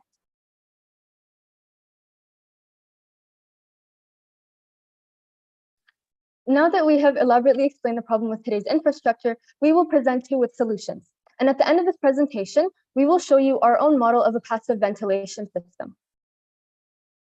So at this point in the presentation, we know that the combination of heat islands and urban sprawls is essentially the underlying cause for environmental degradation. And in order to prevent such a catastrophe, we need to take measures to mitigate such consequences. And this is where our solution comes in. So our main goals revolve around two things. The first one being passive design optimization, which is a quite clever technique used by architects in order to limit the energy consumption of a building. And this is done by exploiting the available natural resources. We'll elaborate more on this later and give you some examples of it. And then the second thing is limiting the use of fossil fuel derived carbon. And that sounds very fancy, but it's actually quite simple. Fossil fuel derived carbon is utilized in two ways in modern infrastructure. The first being embodied carbon, which is the carbon that goes into the construction of a building, mainly being the materials used, which includes concrete, cement, aggregates, bricks, etc. And the second being operational carbon, which is self-explanatory, meaning the carbon needed to operate the establishment, which are essentially fossil fuels needed to meet energy demands, whether it's in the form of lighting, ventilation, or technology. A net zero city requires infrastructure which minimizes the use of components that consume more energy than they produce, facilitating climate change and its consequences. Now, how do we do this? We do this by passive design optimization.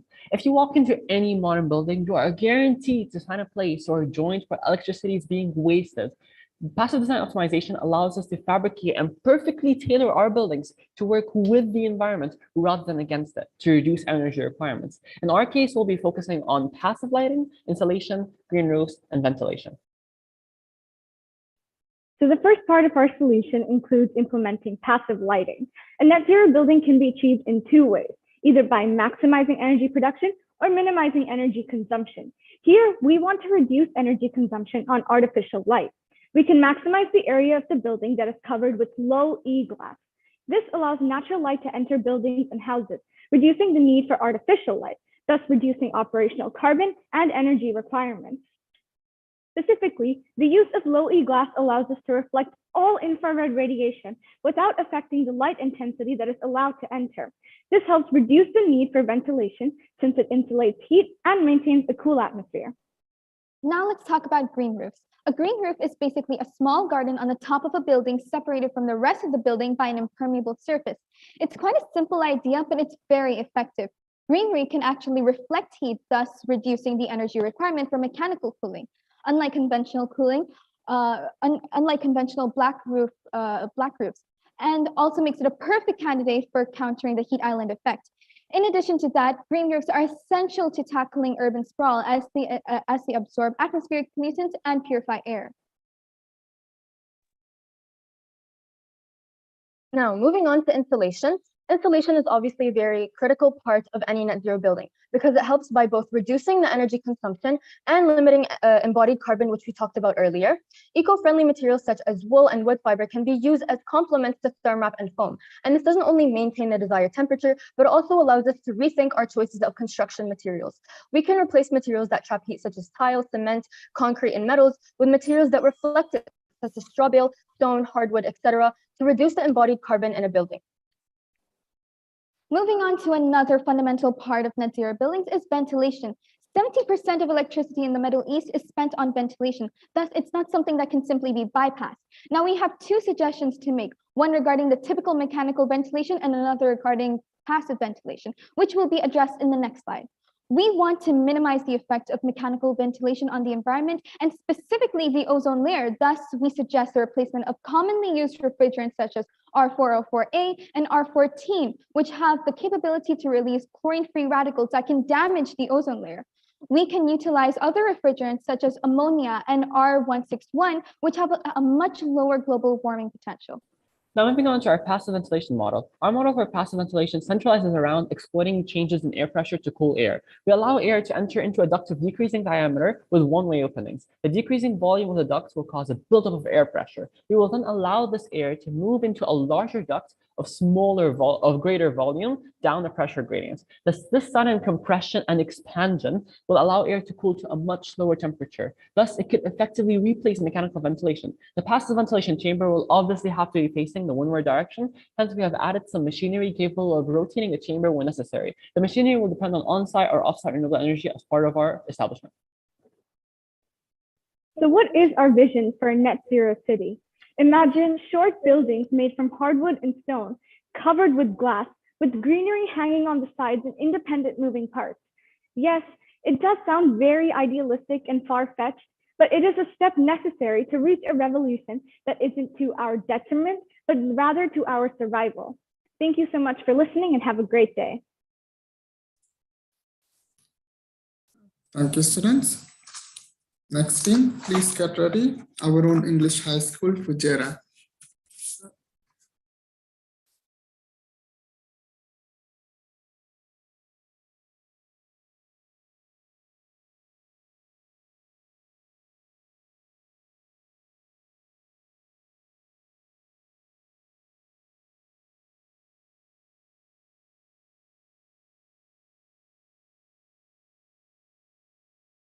We will be making a co-host. Just give us a minute.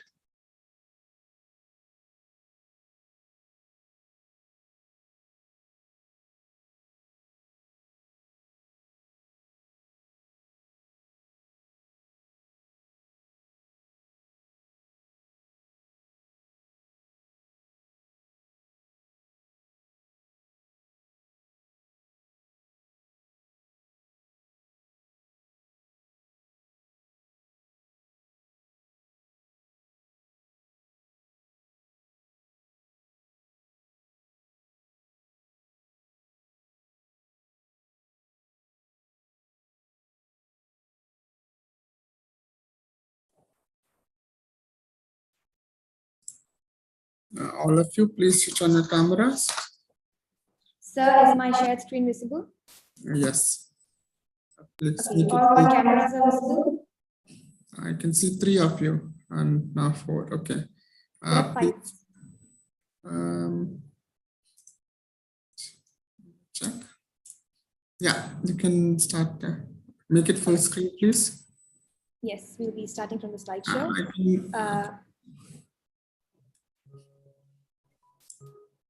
Am I audible? Yes, you may start. Good morning, respected judges and one and all present here. I, Nandana, and my teammates, Shivapriya, Anjali, Dania, and Zaina, are here representing our own English High School, Fujairah. Are zero carbon cities the gateway to a sustainable future? Yes, they are. In fact, sustainable cities are the only gateway to a sustainable future.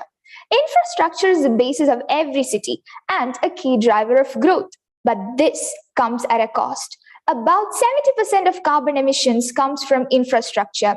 We have borrowed this earth from our future generations. It has to be given back someday. But in what condition?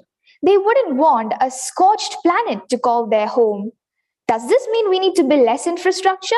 Not at all. The solution we need lies in low carbon infrastructure, and our city promises just that.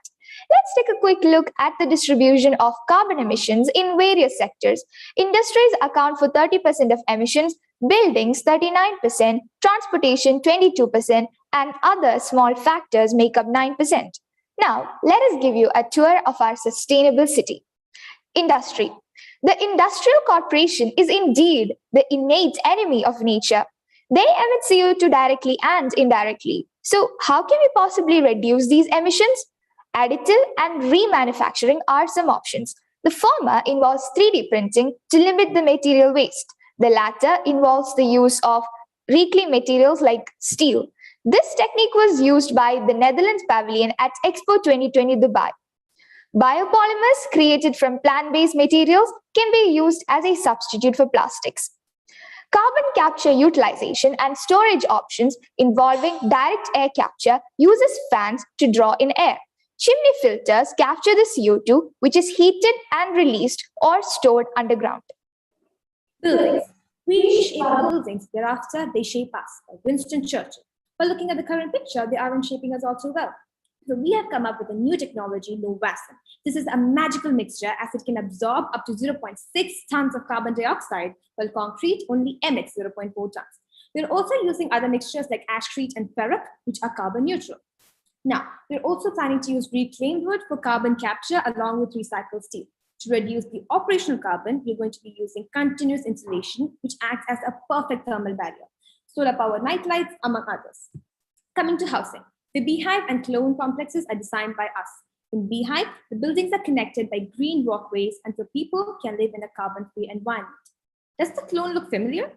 It might, because we have taken inspiration from the Austrian Pavilion at Expo 2020 Dubai. These clay houses are 3D printed and cone-shaped. They are perfect for summer-dominant countries like UAE. The opening at the top provides lighting and ventilation, while the cone structure and the clay provides cooling. Highlight, zero carbon emissions. Some other sustainable housing for different terrains include bamboo houses, earth-sheltered homes, and 3D printed houses, which reduce the embodied carbon by 90%. Now, all these methods, along with others, can reduce the building emissions from 40 to a striking 8%. Now, let's power our city. Power. The quickest and cheapest way to start using renewable energy is in the production of electricity. We can start right now using solar power, hydropower, and biomass system to make electricity. Our city contains unique vertical axis wind turbines that converts wind coming from any direction into electricity. Step to power. Every month, more than 2 million passengers travel to the Dubai International Airport to catch their flights. As those passengers walk between the two airport terminals, the weight of each footstep puts the pressure on the electromagnetic generator stored below these towers and generates about 5 watts of energy, enough to power a nightlight. The electricity generated when this is deployed in high traffic areas from thousands of people's collective steps can be substantial. The algae-powered building is covered with panels filled with algae, which are continuously supplied with nutrients and carbon dioxide. The facade absorbs heat from the sun to warm the building's water tank, while sunny weather encourages the algae's growth to provide more shade. When they are ready to be harvested, they are transferred as a big pulp to the technical room and fermented in a biogas plant for conversion into electricity. Now, let's take a ride to transportation. Here are some of the transport methods used in our city that take us a few steps closer to a better, more sustainable future. Road travel accounts for 75% of transport emission, which is a lot. So we use electric cars and compressed air cars in our city. Compressed air cars are emission-free and can run up to 70 miles per hour. Next up, we have solar rickshaws and solar bikes powered by solar energy. Solar rickshaws can trim down yearly emission by a great margin. Solar bikes can charge fast and would trim down emissions to near zero. We also promote cycling by including safe cycling tracks throughout the city. Rail transport only emits 1%, and that is why we emphasize more on it. But to fight that 1%, we have hydrogen trains powered by hydrogen fuel cell, which emits only water vapor. Then we have maglev trains, which produce power by electromagnets instead of fossil fuel. Aviation accounts for 11%. So, 2035, these hydrogen hybrid aircraft use liquid hydrogen as fuel. Talking about fuel, electro fuel is a sustainable aviation fuel coming from fossil-free electricity, water, and recycled carbon dioxide. Biofuel, on the other hand, comes from plant sources like palm oil and is carbon neutral. It's all about personal choices. Remember, this will require us to. Naturally, we have to do something for decoration in our city. So we've adopted a few measures that, of course, are naturally breath-giving rather than taking.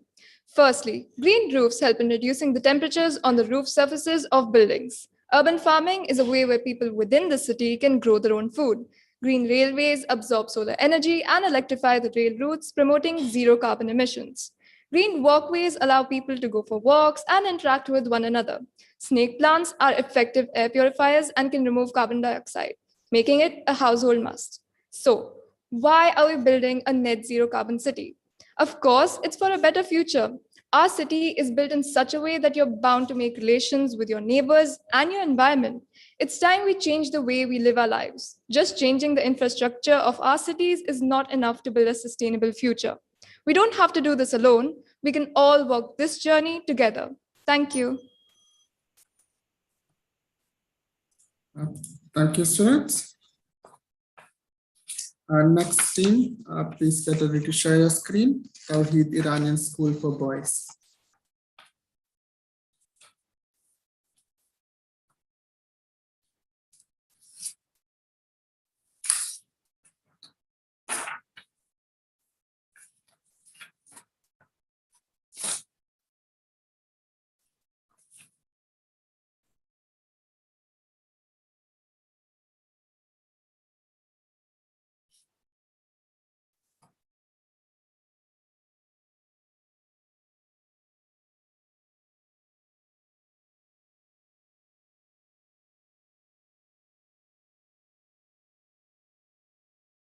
Please turn on your cameras and start sharing the screen.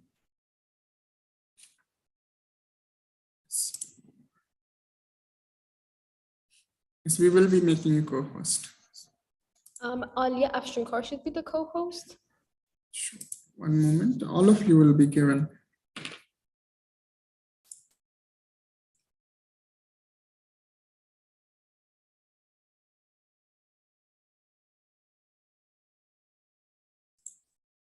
Just give us 1 minute.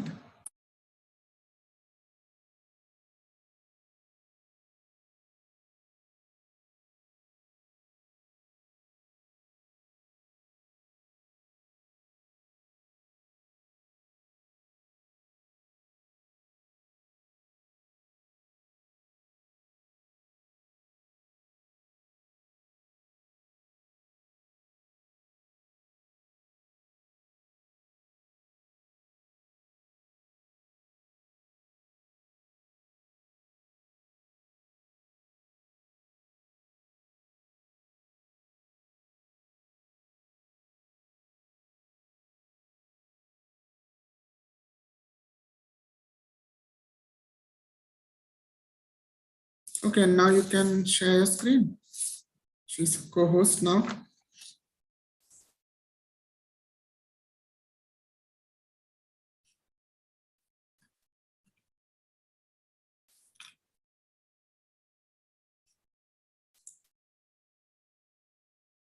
Please unmute yourself before you speak. Growing cities, redesigning infrastructure towards net zero. Have you ever thought about what will happen to the Earth in a couple of years? If we start to redesign the infrastructure, which is the basic system of every country, it will be in a good shape. Who doesn't like to live in a city that provides clean air and water and has ongoing energy for years and years later? As Obama once said, a low carbon clean energy economy can be an engine of growth for decades to come. Only starting that engine needs a lot of effort, but we will be making life easier and healthier for the eras after us. Unfortunately, this is the situation we are living in now. This is a nightmare, but we can change that by taking some small steps, and we have to start now.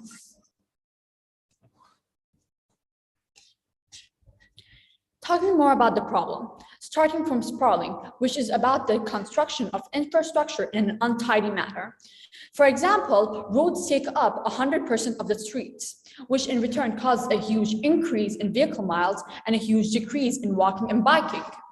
Now, going to the roots of global warming and climate change, we present carbon emission, where based on research, a typical vehicle emits around 4.6 metric tons of CO2 alone. Finally, wastage.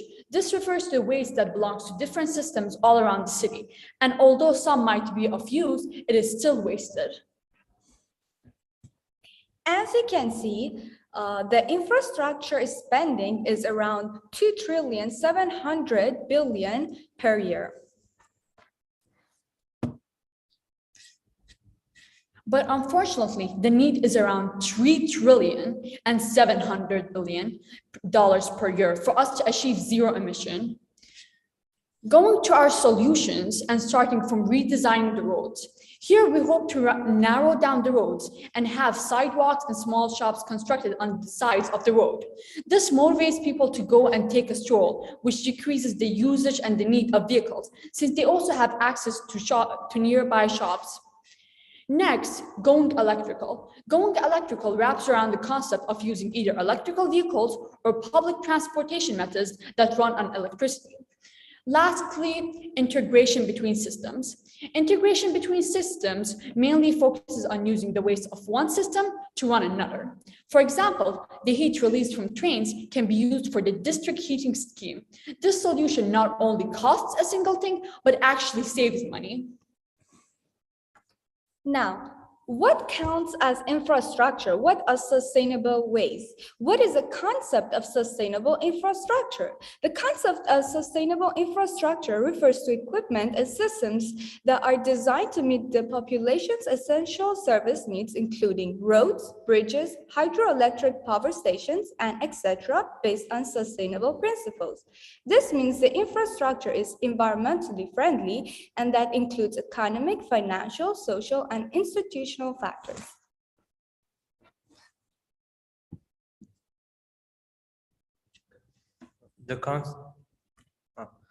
What counts as an infrastructure? Transportation. Things including roads, railways, airways, canals, and pipelines are something we see in our everyday life. And utility infrastructure means infrastructure required by a utility to deliver services, including things like pipes and manholes.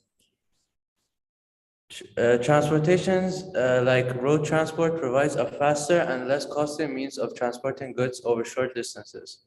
Cars are a safer and faster way to go from one place to another, but there are many disadvantages to it. Utilities. Over 40% of energy-related CO2 emissions are due to the burning of fossil fuels for electricity generation. And water infrastructures are transportation systems that carry out clean water to the public, such as canals and pipelines. What are sustainable ways? First of all, we have responsible consumption. which promotes an essential service needs while protecting the rights of future generation. Next, we have sustainable production, which is producing goods and services for the people by using non-polluting techniques and systems. Our consumption methods have created a lot of problem over the years. The wastage that we create destroys our oceans, disrupts our wildlife, and it creates so much waste that we have to deal with as part of our responsibility. There are three main ideas on to how to deal with this wastage, including reusing some of the leftover in different fields, reducing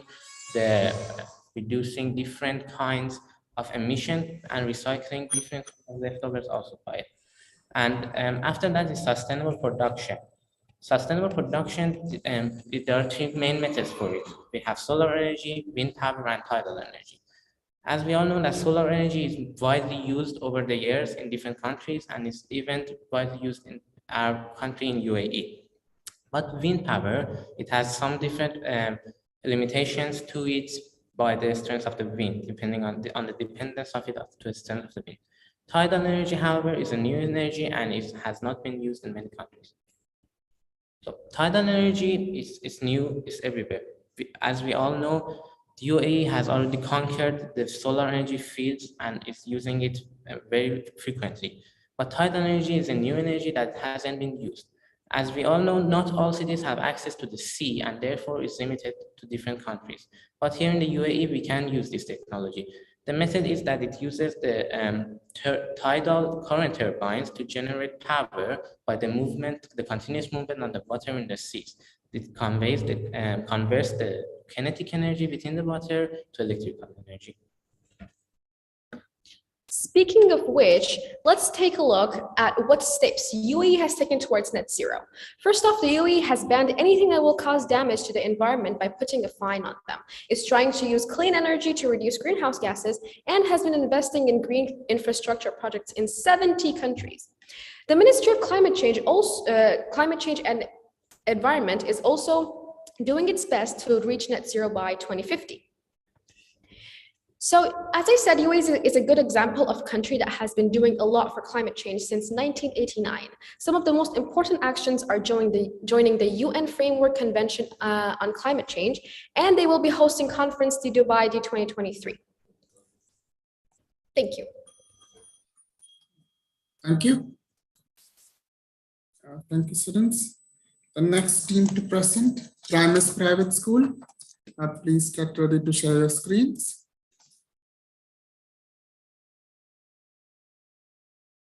Please switch on your camera so we can spotlight you.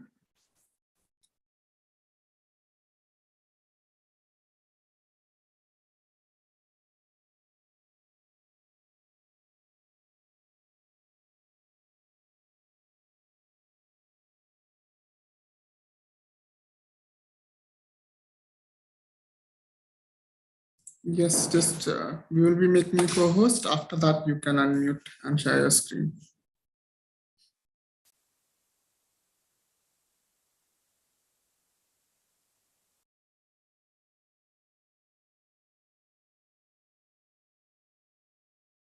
All right.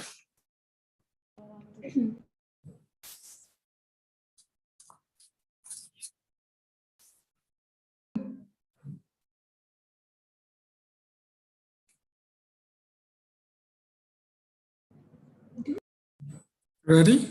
Please share your screen.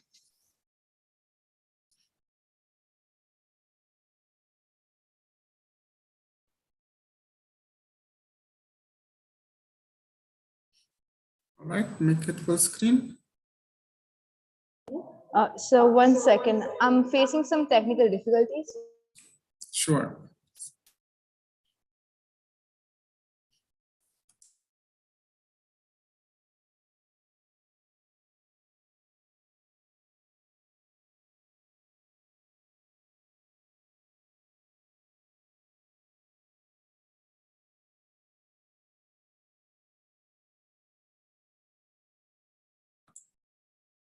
What's the issue? Yes, we can begin. Okay, please turn on your camera and make it full screen.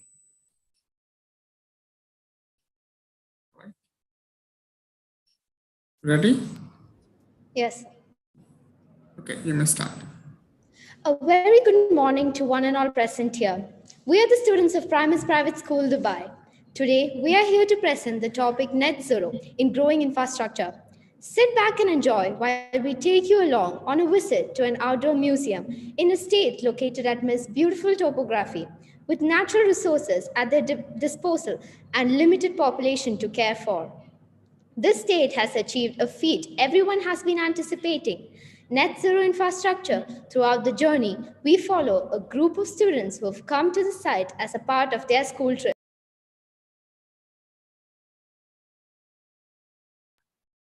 Net zero atmosphere? I thought this museum had something to do with climate change. Isn't that the same thing? No, I don't think so. Take a look at this. Don't you people read any news? Net zero is a thing that they want to achieve by 2050. It's a part of the Paris Agreement. United Nations? Whatever you say. Wait, wasn't climate change and global warming also a part of the Paris Agreement? Wonder how that's going. Come on, let's make like the UN and move on. What you reading? Something about homes. Whoa, is that a house over there? Huh, yeah, I think so. By the looks of it, the museum is all about them. Hey, Joey, this will answer your question about net zero and carbon emissions. Happy reading. Wait up. Okay. So net zero just means that the amount of greenhouse gases produced should be reduced by absorbing carbon dioxide from the atmosphere. Yeah, okay, that makes sense. Knowing you, you better write that down. Don't know when Mom could ask us a question. I don't think that's necessary. I mean, given the subject matter, we're probably going to see more of the definition through the museum. And that is because?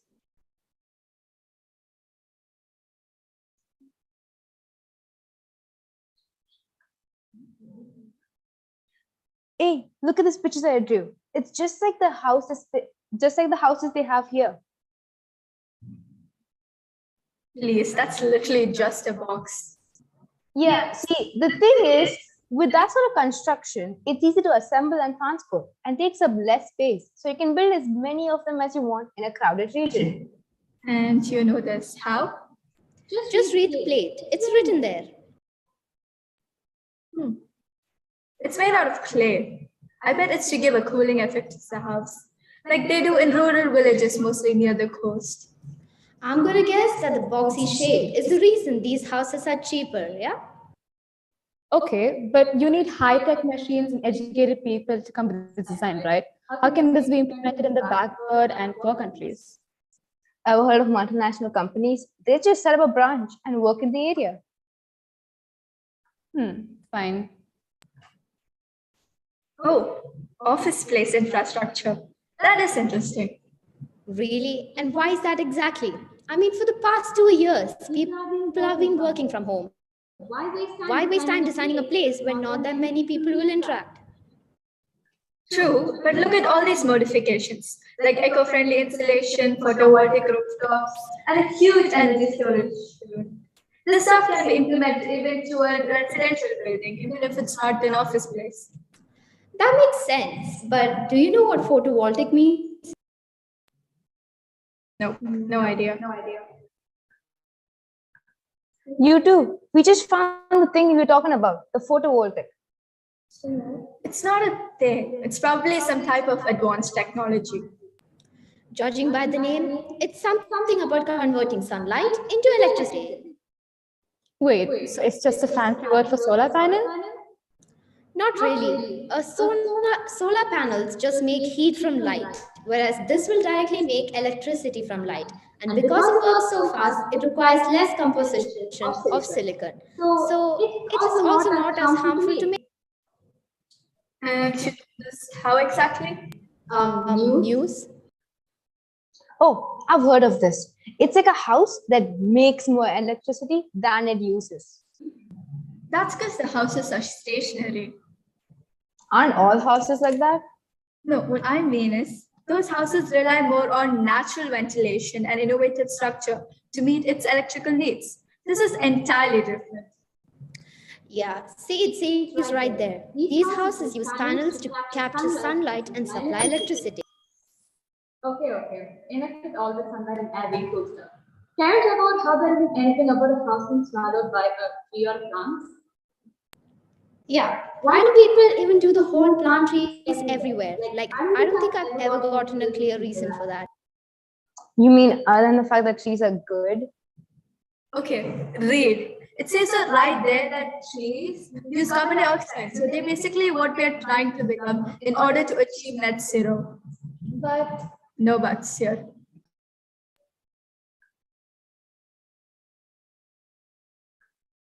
This is the one. You really think using wood to build up homes is a good idea? Like, just think about it.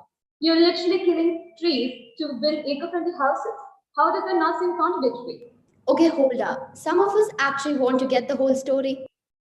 I see the word Legos, so this is definitely something good.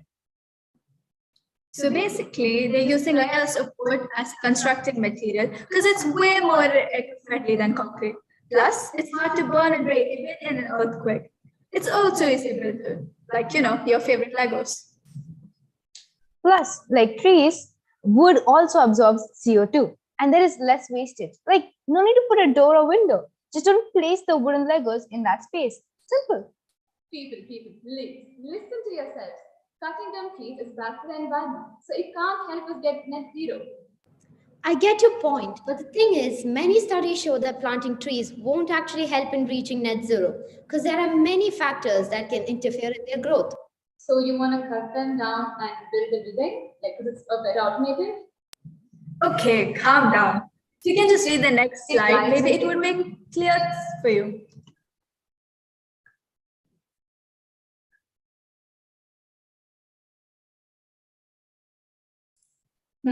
So they just don't use wood from trees. They have other methods too, like bamboo and dry straws.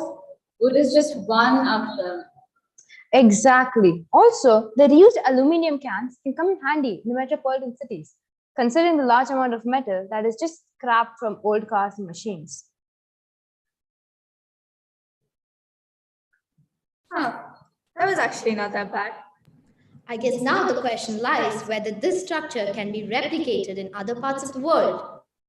True. Commercializing this mode of construction could possibly leave companies diverted from the main aims just to make profit. Well, time will tell. Anyways, I'm going to go buy some of those cute plastic and synthetic figures that they have at the gift shop. Wait up, I'll join you. I'm going to buy those cement paperweights. Looks like we've already forgotten the point of this goal. You bet. Come to think of it, really could have included more about driving inspiration from the infrastructure of our forefathers. Exactly. Like the natural ventilation that is provided by the wind towers here built in the UAE.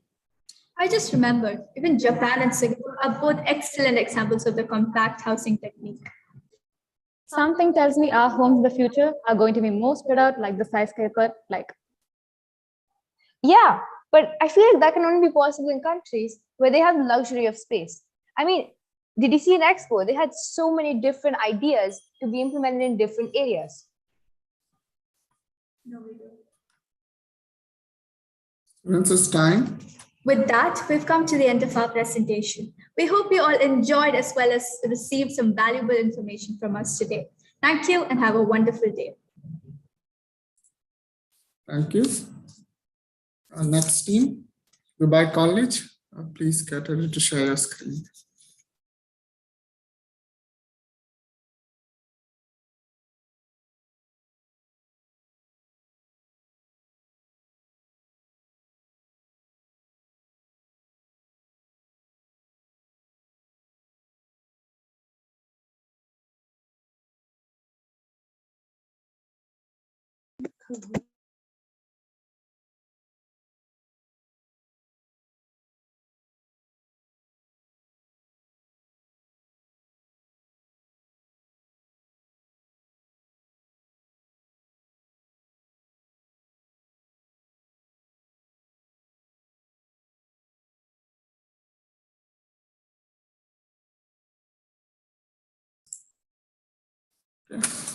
Ready? Today, we'd like to share our ideas on redesigning infrastructure towards net zero.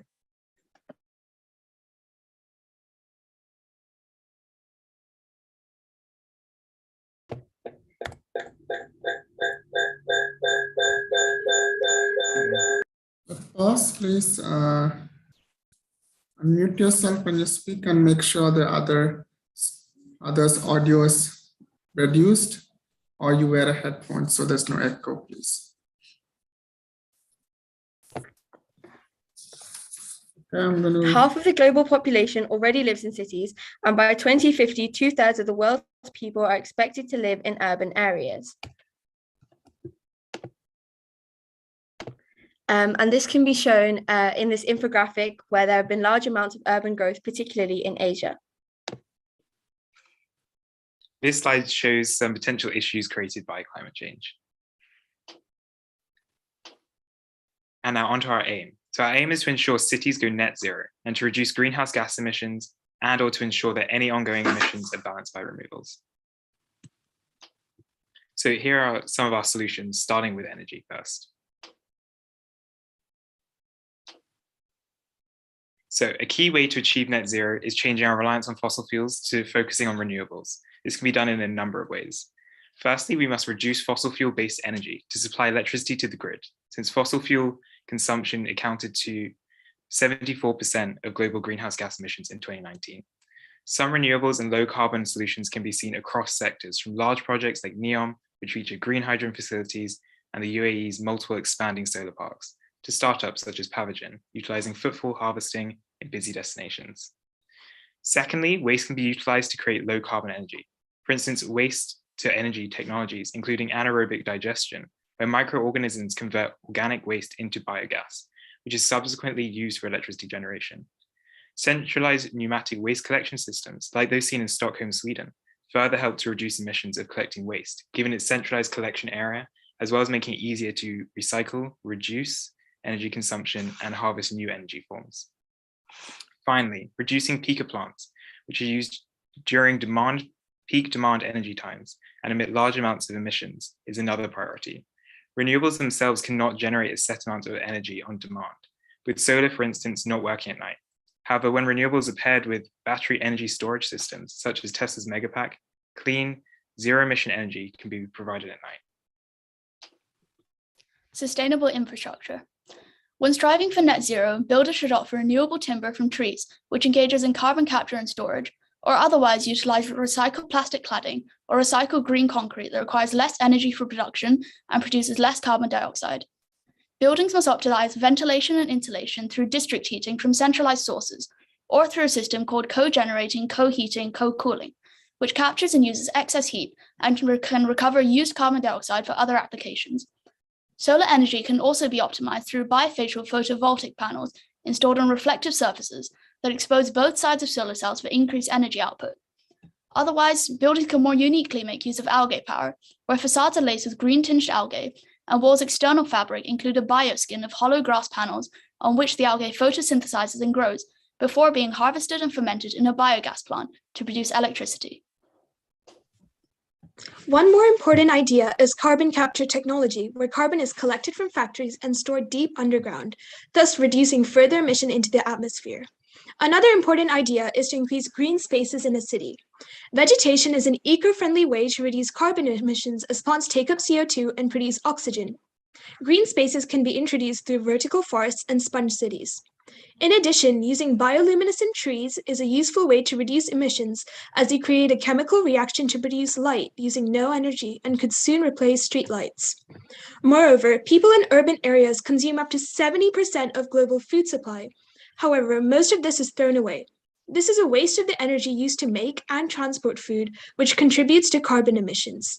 These issues can be combated by urban farming, which would mitigate the environmental effects of food transportation as distances would be reduced. Sustainable transport. Transport infrastructure constantly needs to evolve in order to service the needs of the world's population. Development projects such as Viva Rail repurpose former district line tube trains into new modern battery-powered trains, which are now being used by a variety of UK train operators. In order to power these trains, they use industry-leading technology developed and patented by Viva Rail, which can recharge a battery train in only 10 minutes, allowing for the simple adaptation of diesel trains to become environmentally friendly modes of transport. Hitachi Rail's battery-powered hybrid train also repurposes existing intercity trains by using a modular design to adapt trains without re-engineering or rebuilding. This provides an incentive for train companies as it decreases fuel costs. Or maybe even new technologies which require a lack of infrastructure to achieve net zero, such as innovative battery-powered trams which don't require the installation of expensive overhead cables, allowing for Florence's architecture to still take center stage as the trams return power to the battery when braking, which reduces the amount of energy consumed. The Hyperloop is a fantastic new innovation through which to approach a net zero future, allowing speeds of up to 1,220 kilometers per hour whilst having no direct emissions into the environment. By overcoming frictional forces and air resistance through its low pressure tubes, Hyperloops are able to conserve immense amounts of energy that would otherwise be wasted in normal trains. This low pressure environment is achieved by creating a partial vacuum in the tube, and rolling frictional forces are reduced by the pod levitating within the tube through an air or magnetic system.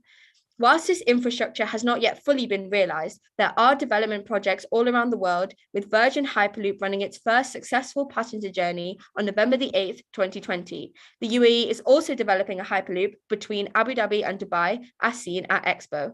This technology is an exciting infrastructural development and an extremely large step towards creating a net zero future.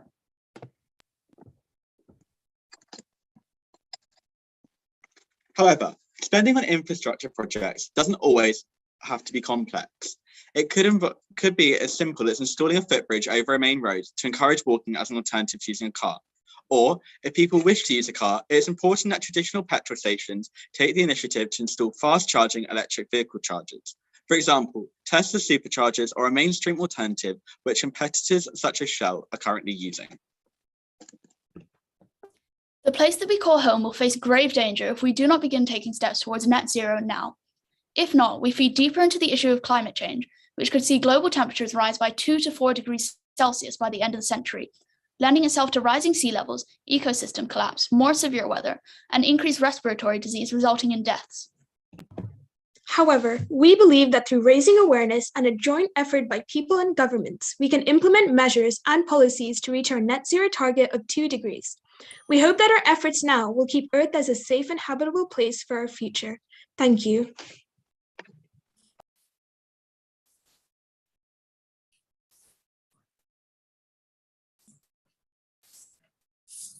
Thank you. Thank you, students. Thank you to our first set of presenters. Please give a big round of applause to yourselves for doing a tremendous job and putting forth your viewpoints.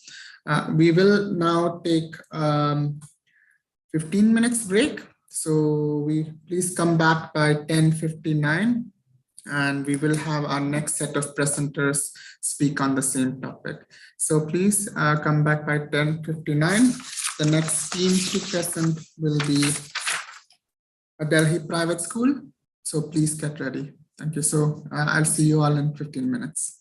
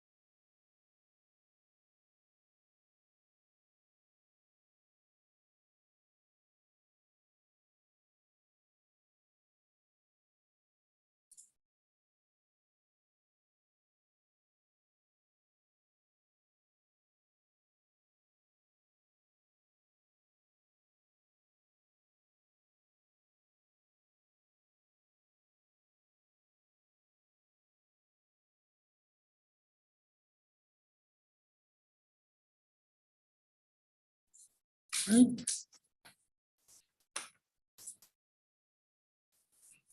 So let us make sure the judges are back before we start.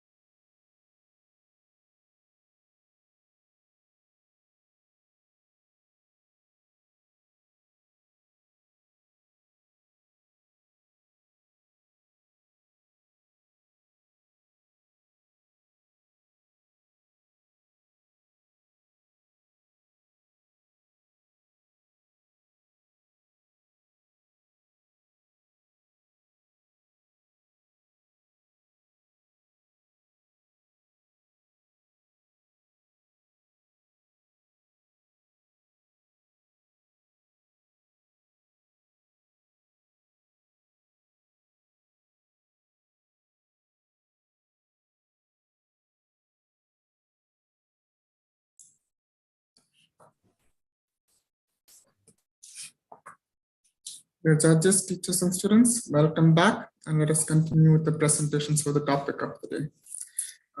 Delhi Private School, please share your screen.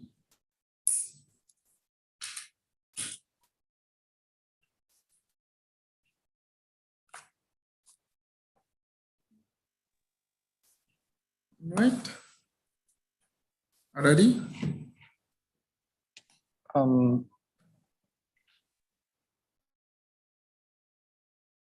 All right, so we'll be starting now. Yes. Fast forward to 2050. Three friends are on a video call. Let's join into the conversation.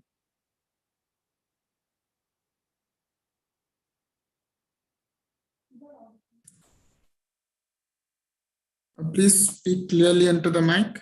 We're not able to hear you. Yeah. Now is it better? Yes. Please start over. All right, start. Hello, Tanvi. Yes, please start. Shall I start? Fast forward to 2050. Three friends are on a video call. Let's join into the conversation. Hello, Tanvi. I'll be there at the metro station in 5 minutes. Meet you there. Sorry, Tanmay. I was a bit busy in segregating my household waste and then sending it for recycling. So I will be a bit late today. So, should we go by car today? No, I don't think so. Public transport is way more efficient and we can use the metro itself. The frequency of metro service is increased from the year 2045. So we will be able to reach work on time. Very true. Even I have been using the metro since 2040 and I've never regretted that I don't have a car. We are the proud citizens who are contributing to achieve the net zero goal. Our standard of living seems to be the same as it was 30 years ago. However, putting a climate neutral lifestyle into practice has made life much simpler. Now, you must have heard the term net zero pop up in many places. But what does it actually mean? Well, I've got the correct explanation to this. Net zero is much more than a scientific concept or a goal to achieve. It is a frame of reference through which global action against climate change can be and is increasingly structured and understood at the moment. The role of transport in net zero. Now, if you can see the pie chart ahead of you, we see the amount of carbon emissions caused by a variety of vehicles. We see that most amount of emissions comes from about 44%, which are the passenger road vehicles. We have the cars, vans, and the buses. Statistics show that infrastructure alone contributes to 39% of greenhouse gas emissions. That is 28% of operational emissions and 11% in building materials and construction. Did you ever wonder about the grave impact that cities have on our surroundings? Yes, it is a city climate due to greenhouse effect and global warming. 1.23 million air pollution related deaths in China in 2010. Oceans. Increase in acidity of the ocean water due to dissolved carbon dioxide. Seeping of carbon in the form of methane and carbon dioxide inland. Tanmay, do you think you have any solutions to this? Of course, Norita. Every problem requires an effective solution. The solution should be such that implementation is easy, cost-effective, and at the same time, easier to adapt. Now, over here, you can see the 4 pillars which will contribute to a successful solution. These are avoid, reduce, invest, and innovate. Now, how do we build a building's envelope? Now, what exactly is a building's envelope? A building's envelope refers to the physical separator between the exterior and the interior of a building. It can reduce stress, wear and tear on the mechanical systems, which then results in reduced energy bills. Low carbon water heating. Net zero buildings reduce emissions from water heating by improving the efficiency of the water heating itself or changing to a lower carbon energy source. Reduce plug loads. Plug loads energy is energy used by appliances through outlets. Net zero buildings reduce this energy by using more efficient appliances or smart power bars that automatically switch off devices when they are not in use. Net zero buildings take advantage of rooftop solar panels to generate electricity and offset the building's energy consumption. Tanvi, I think you should add on to this. Yes, Tanmay. We can lower the emissions we are sending into the atmosphere from activities such as industrial processes, power generation, transport, and intensive agriculture. Tanvi, I have a solution as well. Planting more trees and constructing vertical gardens is a simple yet effective way to absorb carbon dioxide. Use of electricity rather than using fossil fuels will revolutionize transportation and will impact the nature in a major way. The similar strategy can be used by eliminating fossil fuel-based energy power plants and rather getting solar energy into the scenario. This will allow us to utilize the limited land to the smartest use and also tackle the problem of overpopulation. Now, how do we build a net zero building? Constructing a net zero building requires 2 main concepts. Firstly, we have to plan our buildings in accordance with the climate. And then secondly, we need to replace our fossil fuels with renewable and sustainable modes of energy. We have 2 important strategies for implementing the net zero. We have the passive strategies, which involve all kinds of architectural designs, like building geometry, natural lighting, and natural ventilation. And then we have the active strategies, which involve all machine equipments like the photovoltaic system, solar thermal system, geothermal system, and the wind turbine system. UAE has been at the forefront of promoting sustainable solutions to achieve net zero. Let us look at some initiatives. First up, we have the Germany Pavilion. The Germany Pavilion is entirely made of renewable materials. It features sustainable innovations in transportation and renewable energies by businesses and universities. Now that is a very cool pavilion, but I know one that is even better. The Terra Pavilion, which by the way contains almost 5,000 solar panels, showcases different methods by which we can reduce our carbon footprint and environmental impact. Financing a net zero future with carbon credit streaming is a system for collecting carbon credits by which companies can offset their emissions by carrying out forest conservation activities. We need to implement small measures and make them universally acceptable so that it becomes common by 2050. We need to decrease the dependency on fuel-based energy and rather move on to renewable sources by following the 8 actions as mentioned here. Tanmay, I would like to conclude to this. Net zero should not be treated as a goal. Instead, it should be treated as a target. Why? Because goals sometimes are not completed, but targets are those things which are always worked upon and achieved at the end. So what can we do at an individual level? The solutions are displayed on your screen. Firstly, the solution is to replace the non-renewable sources with renewable ones. Use the 5 R's, that is reduce, reuse, recycle, rethink, and repurpose to reduce waste emissions. Reduce the consumption of several items on a daily basis. And last but not the least, adapt the modern methods. And with this, we would like to thank you all for being patient and listening to us throughout this entire plan and being such a lovely and attentive audience. Thank you. Thank you, students. Judges, please note that next team will be GEMS, Our Own Indian School. School of Modern Skills, Dubai will not be participating with us today, so please skip that school.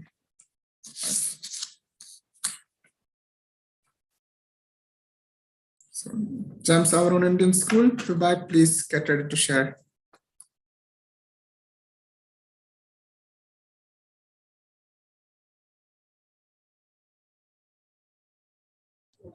Could your neighbor share? Yes, we will be making you co-hosts. Just give us 1 minute.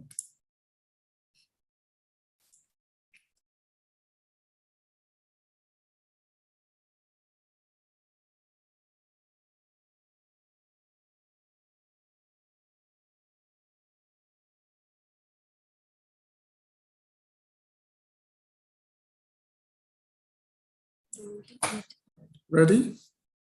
Please make sure you unmute yourself before you speak. Yeah, ready. Okay, thank you. Start. It was a beautiful Monday night at the Dolby Theaters in Los Angeles, California. Excited chatter, grandiose lights, and elaborate costumes adorned the area. The Oscars. Famous people from all walks of life sit beside each other, observed carefully by only 10 million people across the globe. Enter Chris Rock, legendary comedian doing what he does best, jokes. One wrong word escapes his lips, and little did he know the impending doom that would befall him that night. Smack. It all happened so fast. One must have wondered how the entire fiasco could have been avoided. Perhaps having a different comedian on stage might have helped, or maybe hosting the Oscars online. But no, we aren't looking at the right place. Allow us to blow your mind. A barricade, a missing element of the stage design. Dun, dun, dun. In the example above, imagine Chris Rock as a metaphor for modern infrastructure, a joke. Will Smith, on the other hand, is our ever-evolving environment, trying to adapt to changing circumstances, aka Chris Rock's jokes.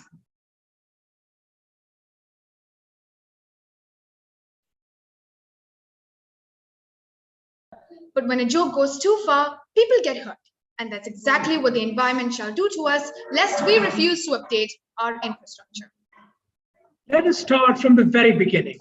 Allow me to present to you the Industrial Revolution. Where empires became countries, kings and queens went 6 feet under, colonies being exploited, rise of the bourgeoisie, a mass population increase, and the most important thing, goods becoming cheaper. Why should we care, you may ask? Drum roll, please. Here arose the civil engineer's best friend, cement. Fast forward to many decades later, and we have with us concrete buildings, cement pavements, asphalt roads, everything that makes a city urban, chic, and well, extremely hot. Quite literally, these materials absorb external heat, creating what we like to call a makeshift urban heat island. Cities cover little to nothing of the Earth's land surface, but it is responsible for over 70% of global emissions. Now, we could sit here all day, scouring every little nook and cranny of the 3,675-page 2021 Annual Climate Change Report by the IPCC to understand the issue here. But long story short, what we have right now isn't really working. What are some ways we can achieve net zero infrastructure? Now, the terms may seem quite confusing here and there, but if you can follow 3 long hours of Batman without getting distracted by Robert Pattinson's intricate jawline, then you can definitely ace this topic.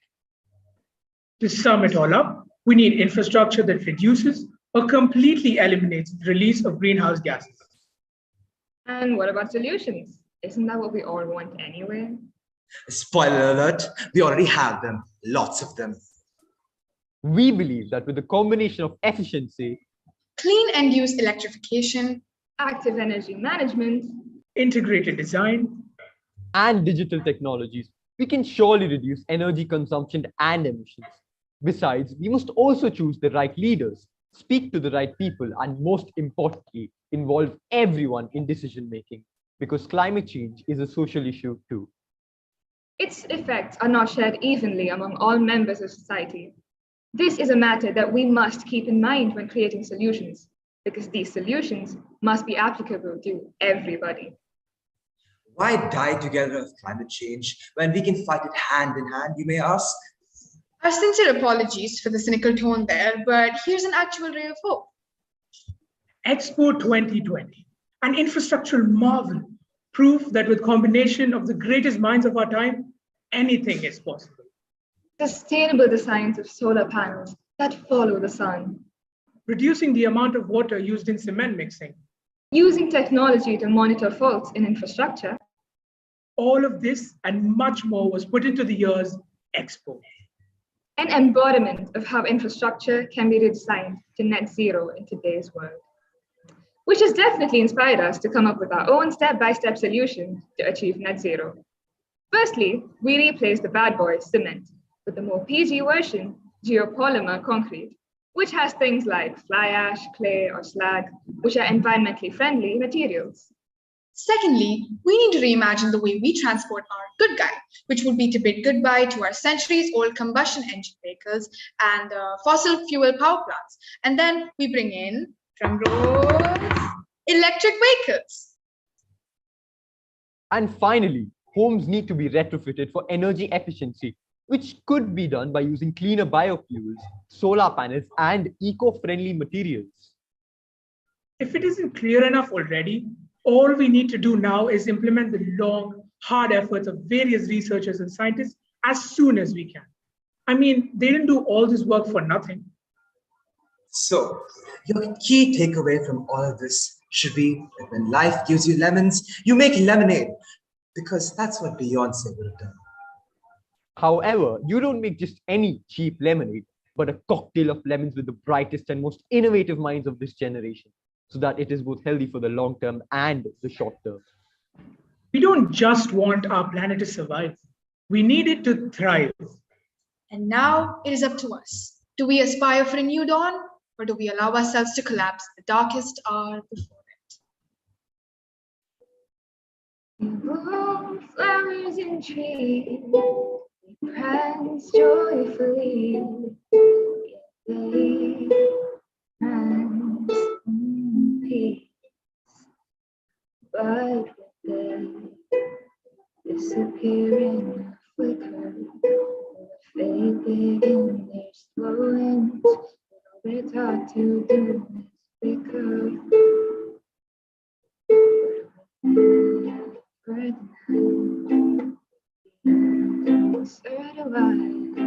Later, leave this land.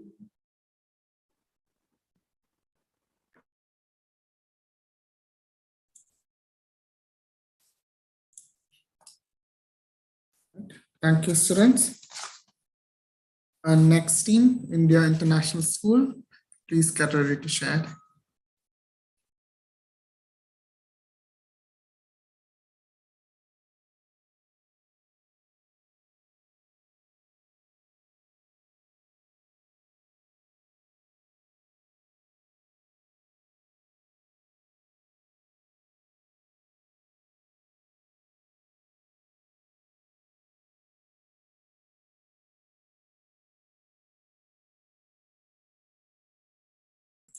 Please turn on your cameras.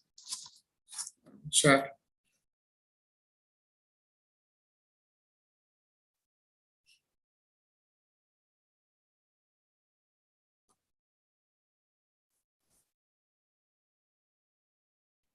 Can my teammates see the screen? Yes, just make sure there's no echo. Just reduce the volume on the background computers.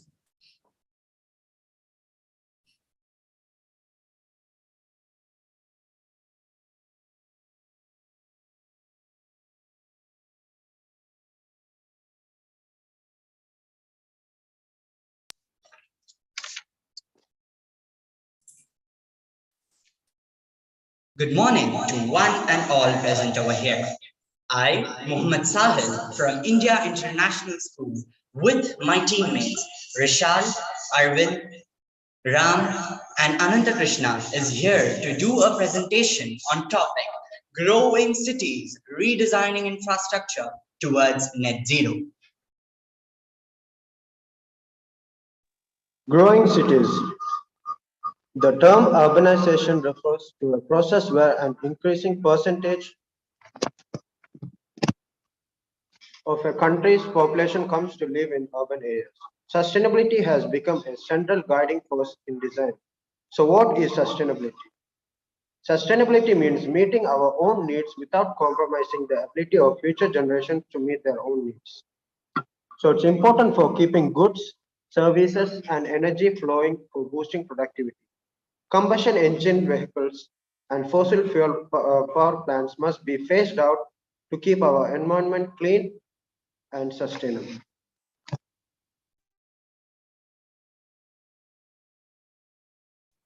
Now, before going to rise of green tech, let me just elaborate to you what is green tech.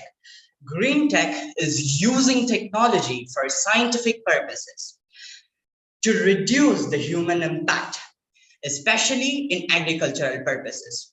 Now, what is the best example of green tech? It is LED bulbs.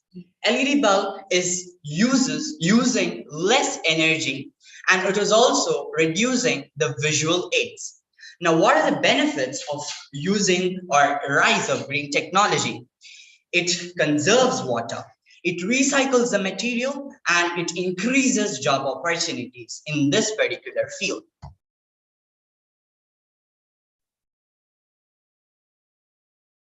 Redesigning infrastructure. As the time is passing by, we can see there are more buildings than trees. But there are reasons for having more buildings as the population is increasing day by day. So to resolve the problem, we should make buildings which support the environment. The perfect solution for this, according to me, is biomimicry. So what is biomimicry? Nature knows how to sustain itself. The structural designs we are seeing now in nature is a result of evolution of nature. Nature evolved itself to perfection. So what I would like to propose is that for new and upcoming architecture should collaborate with biologists to reach our aim, that is redesigning the infrastructure towards net zero.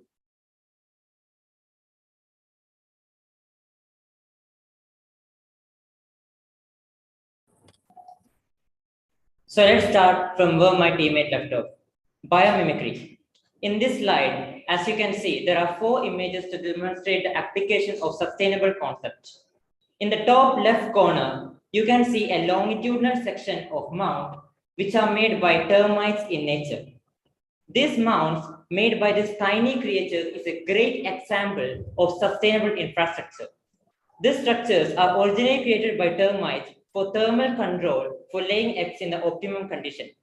As you can see, there are ventilation tubes inside these mounds which maintain the bottom of mound at 31 degrees Celsius, no matter what the temperature is outside.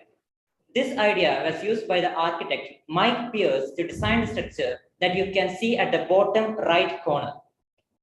This shading design gave rise to a cooling system which came naturally without any artificial interference.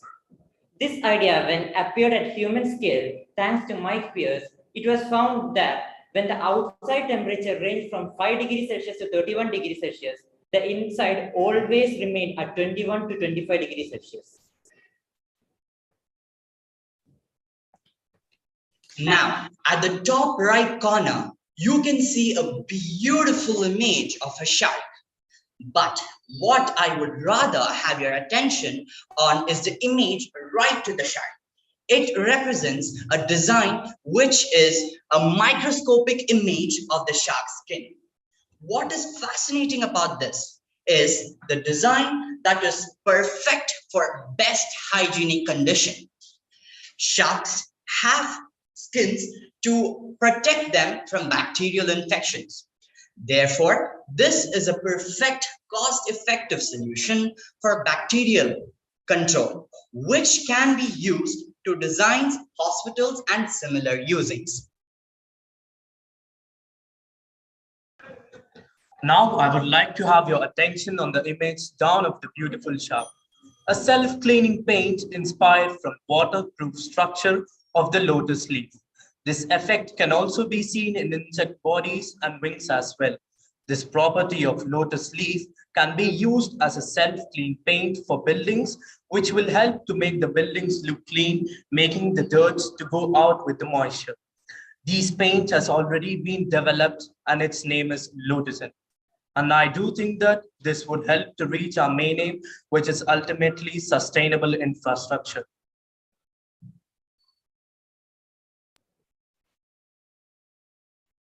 Okay, now let's go on to the next slide. The structure that you see at the bottom is a part of project called Eden Project located at UK. Now let's read what is written on the PPT. The Eden Project biomes designed by Nicholas Grimshaw is a large greenhouse located at Cornwall, UK. The site for the project to be made was an uneven land of China clay pit. This situation baffled the Grimshaw architect team to create a project which dwelled into the nature. The clay pit was still being mined when the biomes were designed. In the face of this constantly shifting landscape, Grimshaw hit on the idea of the sow bubbles. Remember blowing bubbles as a kid? They adapt to any surface they settle on, and when two or more bubbles join, the line of join is always perpendicular, straight up and down. Basing the lean-to biome structures on sow bubbles was a perfect way to build on the uneven shifting sands of the pit. This is an excellent example of biomimicry. So what we would like to conclude from this is how beautiful, resourceful designs can be made just by observing our Mother Nature. After all, only Mother Nature knows how to take care of itself the best. What I am proposing is that biomimicry is the best strategy for future infrastructures. Biologists and architects should work together in order to bestow a beautiful, sustainable net zero emission future. After all, our aim is just that, redesigning infrastructure for net zero.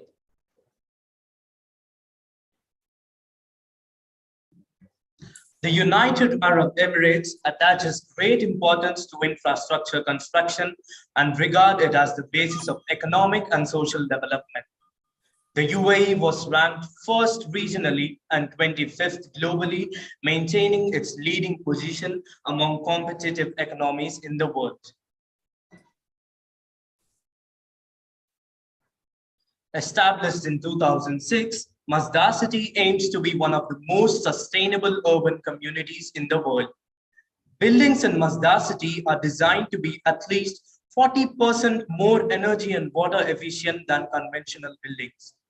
Buildings use low carbon cement as well as other locally sourced and verified materials. 90% of the construction waste is reused or recycled in this city.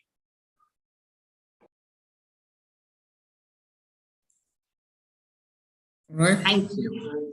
I hope you enjoyed our presentation. Thank you, students. Our next team, India International School, please get ready to share. Please switch on your cameras.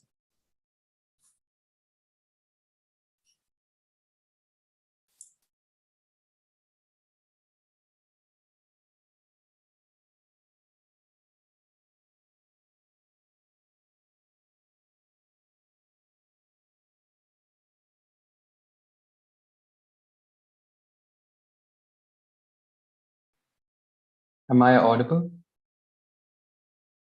Yes, please share your screen. Or is the presentation visible? Yes. Can you please move the... Am I audible? Yes. Am I audible? Please move the Zoom tabs. Yes, all of you are audible. Am I audible? Yes.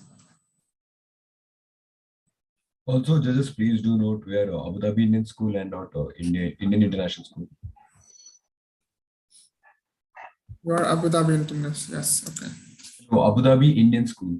Yes, all right. All right, can we start? Yes, please start. Okay. On climate change, we often don't fully appreciate that it is a problem. We think it is a problem waiting to happen. A very good morning, respected judges, organizers, fellow participants, and the lovely audience. We, the students of Addis, are here to throw light on the importance of sustainable infrastructure towards net zero. This will be done through the form of a dialogue between an investor and 3 environmental activists. Our story begins when a heated debate sparks among the group. I heard you're investing in a new city and also heard rumors that it's not very environmentally friendly. Yeah, those rumors are true. But you know, you gotta earn some cash. Who cares about the environment anyways? Global warming is a hoax. A hoax, you say? Well, you soon will care. when natural disasters such as droughts and forest fires and much more occur in frequent times. Data captured by the Institute of Economics and Peace reveals an increase of 300 cases over the past 60 years. We need to move towards net zero as fast as we can. Otherwise, the world we live in will cease to exist. So the environmentalist proposes new term, net zero. What exactly is it? Let us see. Net zero? Is this some new fancy term that has been made up by this younger generation? No, net zero is a dream that puts hope in many minds. It refers to the balance between the amount of greenhouse gas produced and the amount removed from the atmosphere. And the future impact looks promising, as it would actually have a chance to keep global warming down to 1.8 degrees Celsius by 2100. The total cost of climate damage of 310 natural disasters exceeds $2.1 trillion, which is a lot. Anyways, which countries are even participating in this scam? First of all, it's not a scam. More than 130 countries are participating to achieve net zero, out of which 90% of the countries have set a target of attaining carbon neutrality by the year 2050.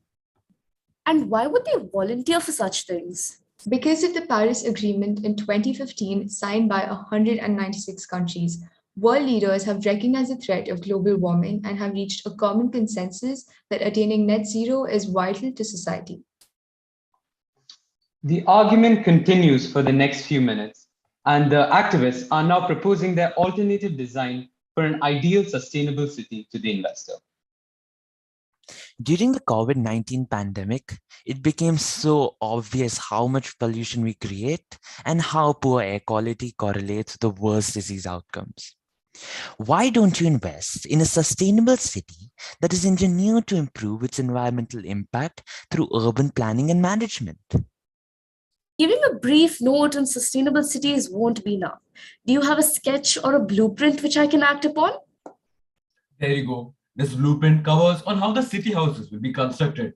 But the overall goal lies in 4 factors: energy, water, transportation, and waste management. A net zero dwelling cuts energy use in a variety of ways. It has good insulation all around the building, depending on the season, to prevent heat or cold from escaping. Solar panels collect the sun's energy and convert it to usable electricity when the sun is shining. This works well, but at night or on overcast days, the panels will not produce much solar energy. Therefore, net zero residences can rely on battery storage banks. Discussing about water management, by 2030, the United Nations Sustainable Development Goals demand for wastewater treatment will rise from 20% to 60% of all wastewater generated. The cost of water infrastructure accounts for 57% of all worldwide climate adaptation costs. To minimize this, the artificial wetlands and marshes could be built. About transportation, the city will discourage and heavily tax privately owned automobiles while making way for efficient and carbon neutral underground railways and electric public transportation systems. It will also have a very compact nature with basic facilities and amendments built nearby.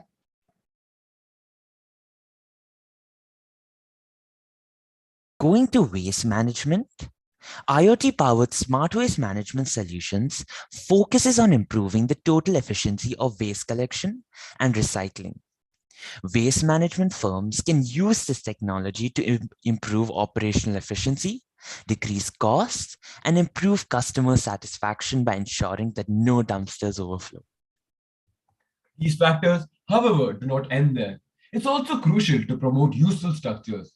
DAC, an extraordinary structure, uses chemical reactions for extracting carbon dioxide from the atmosphere. There are currently 19 direct air capture plants operating worldwide, capturing more than 10,000 tons of carbon dioxide per year. Bill Gates, one of the richest men of the world, has also invested in this technology. Moving on to the sustainable goals. Sustainable goals 3, 6, 7, 9, 11, 12, 13, 15, and 17 can be targeted if all these above factors are met.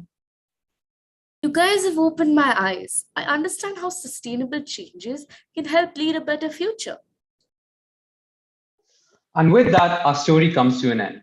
Much like this investor, all of us must take strides towards a city that is not a source for greedy businesses to make revenue, but a place which focuses on the very planet that we live in. A wonderful example for a place with such a vision is our beloved country, the United Arab Emirates. The UAE Vision 2050 is a goal to reduce carbon emissions in the UAE by increasing the use of sustainable green energy. Sustainable developments such as Abu Dhabi's Masta City, Dubai's Mohammed bin Rashid solar parks have drawn international attention to the UAE's attempts to embrace alternative energy sources. District 2020 blueprints have been built around sustainability and environmental friendly practices. Plus, the buildings have been designed to consume almost 50% less water than most buildings. So that's saving water and electricity. In conclusion, if the world progresses and in the coming years, we will not only see sustainable cities, but we will rather see a sustainable world. Thank you.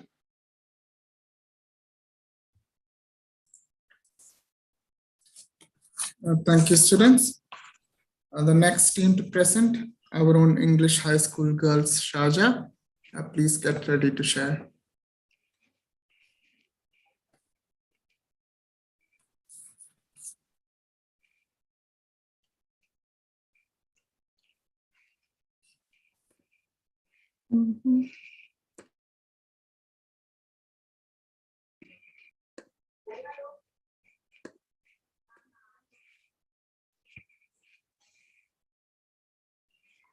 This is our English High School Sharjah girls, and we are presenting our city plan, The Road to Net Zero. Let's look at an average day in city life. You wake up, freshen up, and get ready for the day. You dispose of your trash that hasn't been sorted and will probably remain on a landfill for the next 100 years. You take your car, which is an electric and emits tons of CO2. Now let's assume you get some breakfast. If it's homemade, that's great mostly. But if it's takeout, it's bound to be in disposable packaging. As you go about your day, you're going to come across industries which have started to move closer and closer to the cities, and they produce massive pollution, which is both toxic to the people and the environment. Along with this, the energy we use is not derived from a healthy source.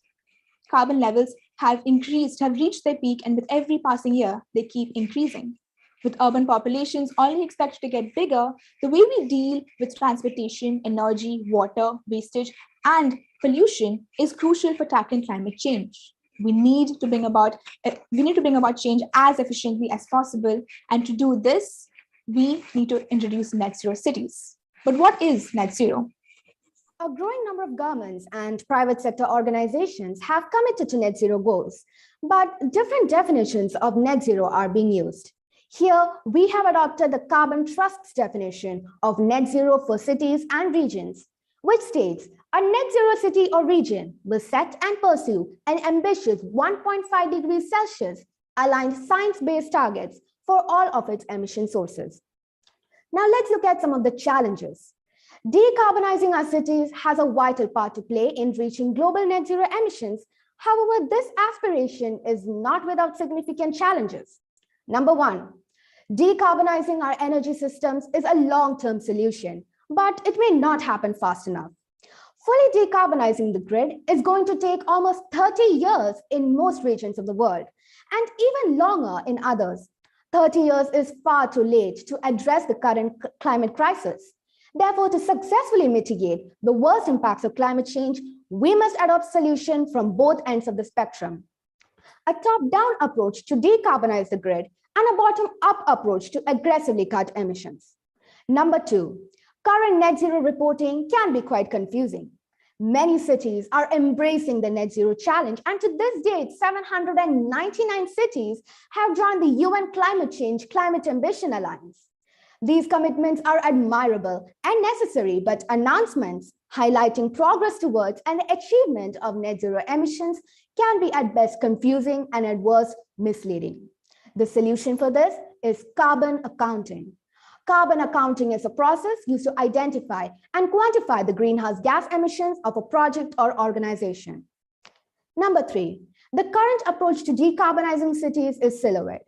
Some sectors and organizations are moving too quickly to decarbonize, while others seem to be standing in place. Some asset owners are fully committed to decarbonizing their buildings, while others do not have the knowledge or motivation to work towards net zero. The solution is to embrace a holistic and programmatic approach to decarbonizing cities. By bringing diverse city stakeholders together, we can work towards net zero neighborhoods and districts. Now, we're going to share our vision of the net zero city. Alternative construction materials is the first point that we look into. Experts in green building policy, climate science, and architecture experts believe that realizing net zero buildings is possible, and that buildings are potential carbon sinks.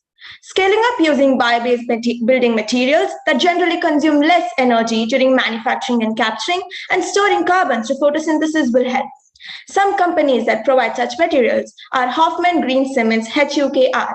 It uses a new cement formulation that uses 1/5 of the carbon footprint of conventional cement. Other examples are Lambo Structure, Calplant, Kettle's recycled plastic cladding, etc. Carbon accounting. Carbon accounting is no longer just a nice to have accounting for greenhouse gas emissions. It is an increasing requirement for the present scenario. There are three significant benefits of carbon accounting. The first being environmental. It helps reduce the CO2 concentration in the atmosphere.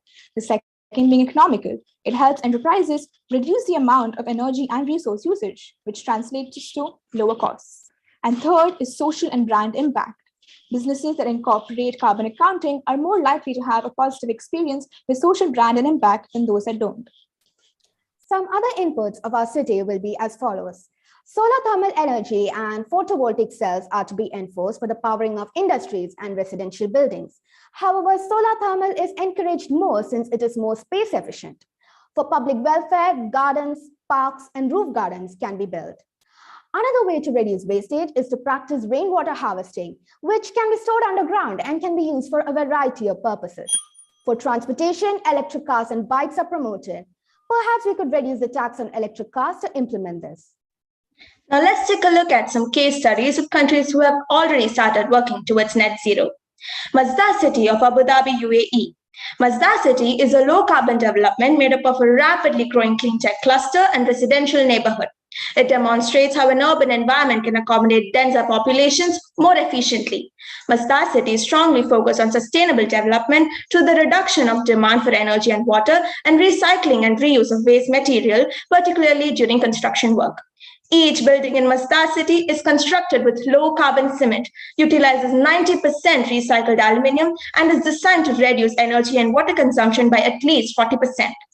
Johan Cruyff Arena in Amsterdam. The Johan Cruyff Arena has adopted cutting-edge innovations to minimize its environmental footprint. The stadium is topped by a massive retractable roof, which is made up of more than 4,200 solar panels and collects rainwater that's used to water the football field. Renewable energy in Germany. Germany aims to become greenhouse gas neutral by 2045. It has set the preliminary targets of cutting emissions by at least 65% by 2030 and 88% by 2040. The key elements of this are expanding the use of renewable energies and increasing energy efficiency. We have seen the need for net zero cities, the challenges, and also the solutions. We came up with our own plan and vision. We saw other cities and how they brought their ideas to life. But what's the road from here? It's simple, but also a tough path. The world needs to come together and cooperate hand in hand. We need to make smart choices and even smarter plans. Let's build cities the right way, that is, the sustainable way. From our team, thank you. Thank you, students. Our next team, Al Diafa High School. Please get ready to share.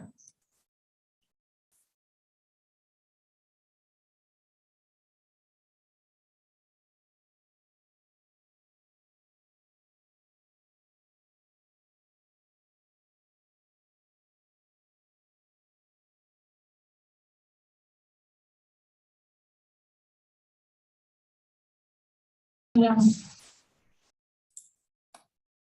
Please share your screen.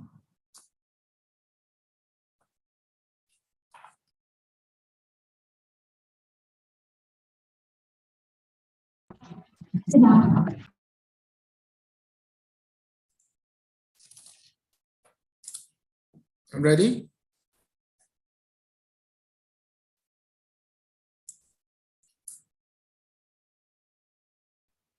Yes.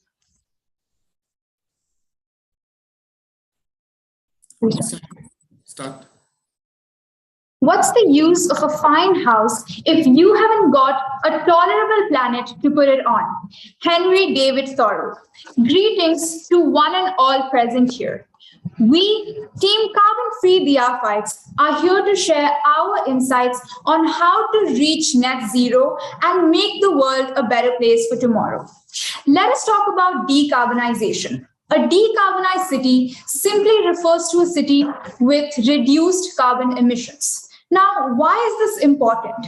More than 70% of all the carbon emissions generated in the world are from cities. How? Mostly through buildings, transportation, and energy.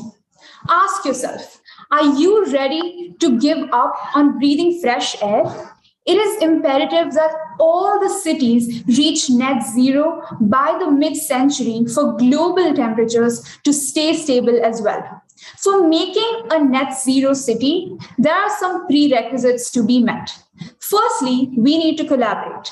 The private and the public sector must cooperate regarding mobility, infrastructure, utilities, etc. These lead to the second factor, systemic efficiency.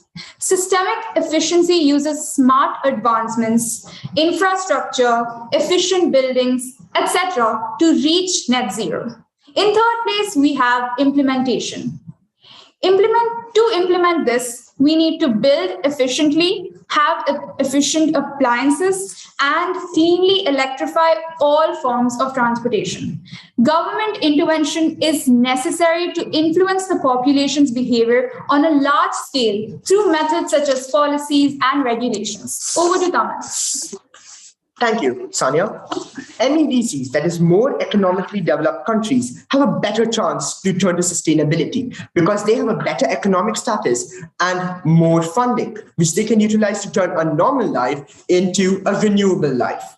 However, less economically developed countries, that is LEDCs, won't be able to do that because of a lack of cooperation in the government, and the money won't be an easy mission. Majority of the most polluted cities in the world come from LEDCs. New Delhi gives us 69.4 million tons of carbon emissions annually. However, New York City gives off 56.5 million tons of carbon emissions, which is still a lot. Governments, in tandem with companies, can formulate policies and implement regulations, adapting to the fast emerging call of the hour for you and me to have a sustainable future. Also, there is the need for incentives for the affected, penalties for the violated, and sharing the best practices with other cities. For sustainable community living, we must encourage the usage of public transport. Buses, cycles, trams, and metro lines can all be added. We must zero down on diesel vehicle usage by clean electrification, such as the Baraka plant, as well as using alternative sources of renewable energy. Our core idea is to combine various solutions to create sustainable, novel skyscrapers. These novel skyscrapers will be made out of mud bricks, which will reduce the need of AC, and they have pores present in the bricks, which increase ventilation. The power generation of these skyscrapers will be on from rooftop and wall installed angular solar panels. These skyscrapers will also have vertical forestry, which will improve microclimate as well as the oxygen level. Also, carbometers can be installed on every building to further improve our knowledge about carbon emissions. Imagine UAE having these buildings. Within a few years, we will be branded as a net zero country. Wow. All countries should focus on a carbon neutral circular economy, which reduces, and recycles products to the maximum limit. This also allows us to conserve our natural resources. For green space and conscious living, all amenities of a common man should be in one place. I'm talking about living, working, education, entertainment, and energy production being in one community settlement. This should be within walkable distance for every common man, and thus reduces the need of any private vehicle. Ilya, on to you. Thank you, Taman. When it comes to global warming and the net zero campaign, global efforts are a necessity. The United Nations 2030 Agenda for Sustainable Development is SDG number 11, makes cities and human settlements safe, resilient, and sustainable. CSR, or corporate social responsibility, can play a significant role in reaching net zero. When multinational businesses apply efforts, numerous impacts follow. For example, pumping their profits into the research and development of innovative technologies for sustainable and clean growth. Apple plans to use carbon neutral methods of manufacturing and operating by 2030. Whilst this plan remains, Apple has also reduced 40% of their carbon emission release over the past 5 years. Another collaborating company is PepsiCo. Their campaigns initiated in 2020 emblazoned the importance of reducing carbon emissions. They intend to reach net zero emissions by 2040 by reducing GHG emissions across all their operations. Google has already begun the decarbonizing process by aiming to use carbon-free energy by 2030. We as citizens play important roles as stakeholders in the society by actively participating in formulating integrated policies. Administrative processes should be simplified for corporations involved with the net zero movement. The role of energy service providers is particularly important as well. By communicating with customers and developing functional business models, they can help provide renewable energy technology to cities across the world. Besides all plans made for the future, solutions available to us currently are blatantly visible. The most dominant change in energy is the use of solar panels. Solar photovoltaics accounted for approximately 3.1% of global electricity generation. And for decades, we have witnessed a surge in the use of other renewable energy resources as well, such as hydroelectric power, geothermal energy, and wind energy. Vertical forests help purify the surrounding air and sequester the carbon dioxide released in the cities. A vertical forest can also help increase urban biodiversity. Electrical vehicles, smaller towns for better footprints, and many more can make substantially notable impacts. On to you, Haura.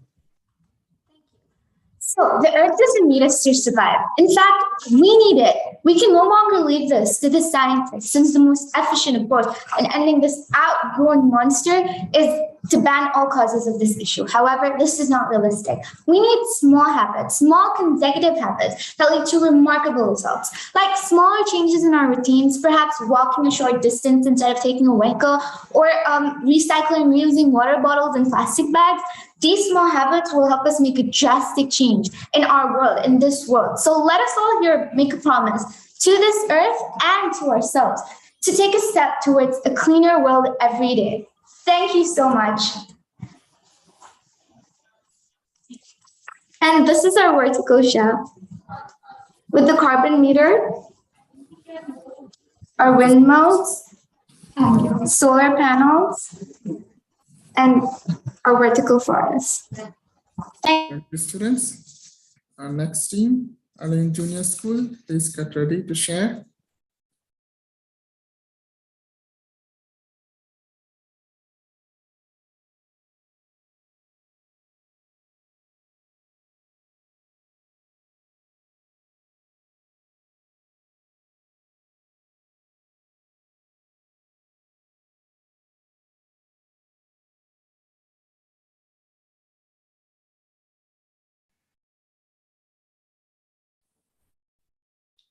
I hope I'm visible and audible. Yes. Great. Can everyone turn on their cameras? And start sharing. Yes. Can you share your screen? Just 1 second.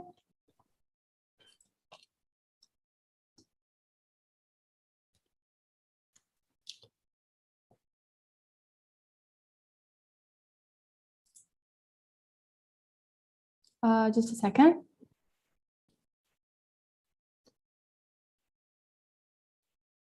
Actually, I'm unable to share my screen. Is the backup screen sharing person ready? We will be making you co-host. Can you Yeah, check it out? please make Nivedita Nishad as co-host. All of your co-hosts now, can you share? And any one of you?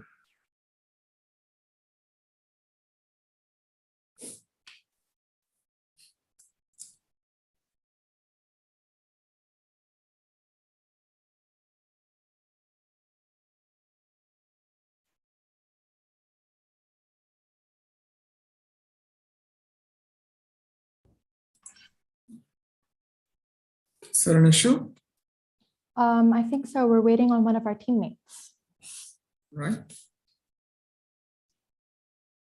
Actually, is it okay, sir, is it okay if I rejoin the Zoom?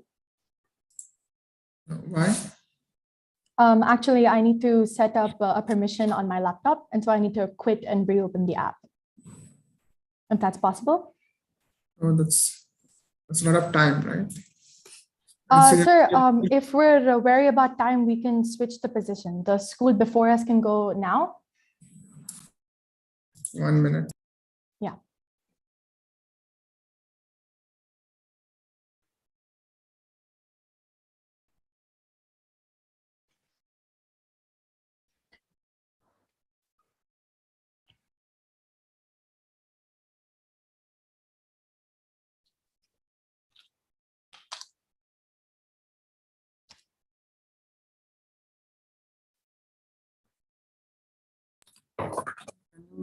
Just share quickly.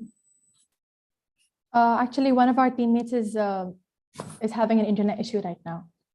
So, All right, then I will ask you to please, then I will ask the next team to join in. That'd be great, sir. Thank you so much. We'll fix the issue immediately. All right, judges, please note that the next school will be Dubai National School Al Tawar Girls. Then we will get back to Al Ain Junior School. Please, Dubai National School Al Tawar Girls, please get ready to share.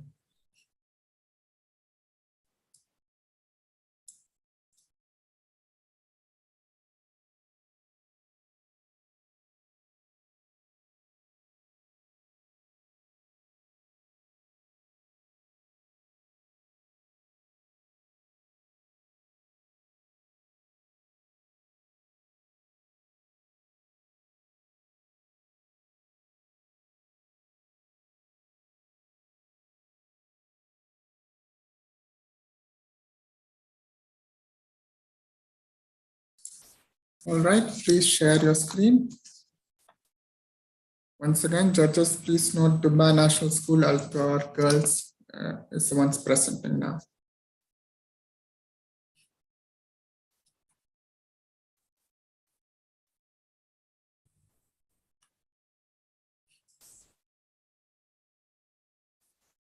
Please unmute yourself and share your screen.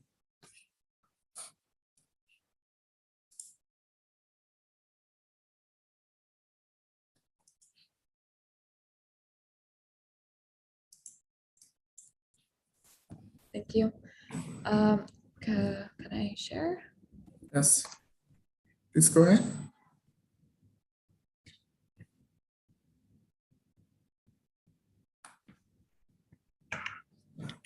All right, you may start. Hello, dear contestants and judges. Today we will be looking at Netflix's Growing Cities page and see what they have to offer. Just as a disclaimer, this card is actually empty and it's just for show. Before starting, let's see who will present. So our cast of presenters are Eileen, Lina, Sarah, Alia, and Jawahar. Let's start with the main page. We can't talk about net zero without knowing what it is first, right? Well, according to Netflix's movie summary of net zero and its importance, simply net zero is a state of negation of greenhouse gas emissions, and its importance is that of the climate. Net zero is so important that an agreement was made in Paris by the UN. The agreement mandates to states to, and I quote, achieve a balance between anthropogenic emissions by sources and removals by sinks of greenhouse gases in the second half of this century. Moving on to the current situation regarding net zero in the UAE. The UAE has initiated the application of 14 projects aimed at reducing greenhouse gas emissions under the auspices of the Clean Development Mechanism, CDM. The current yearly reduction from these projects is estimated to be approximately 1 million tons of CO2. As it's known, our main energy supply comes from fossil fuels such as coal and petroleum. And in recent years, renewable energy sources have made their mark, such as solar power, wind power, and hydropower. Transitioning to these sources would greatly help us in achieving net zero. There are many theoretical solutions that could be applied, one of which is to attempt to expand public transportation and invest in electric vehicles.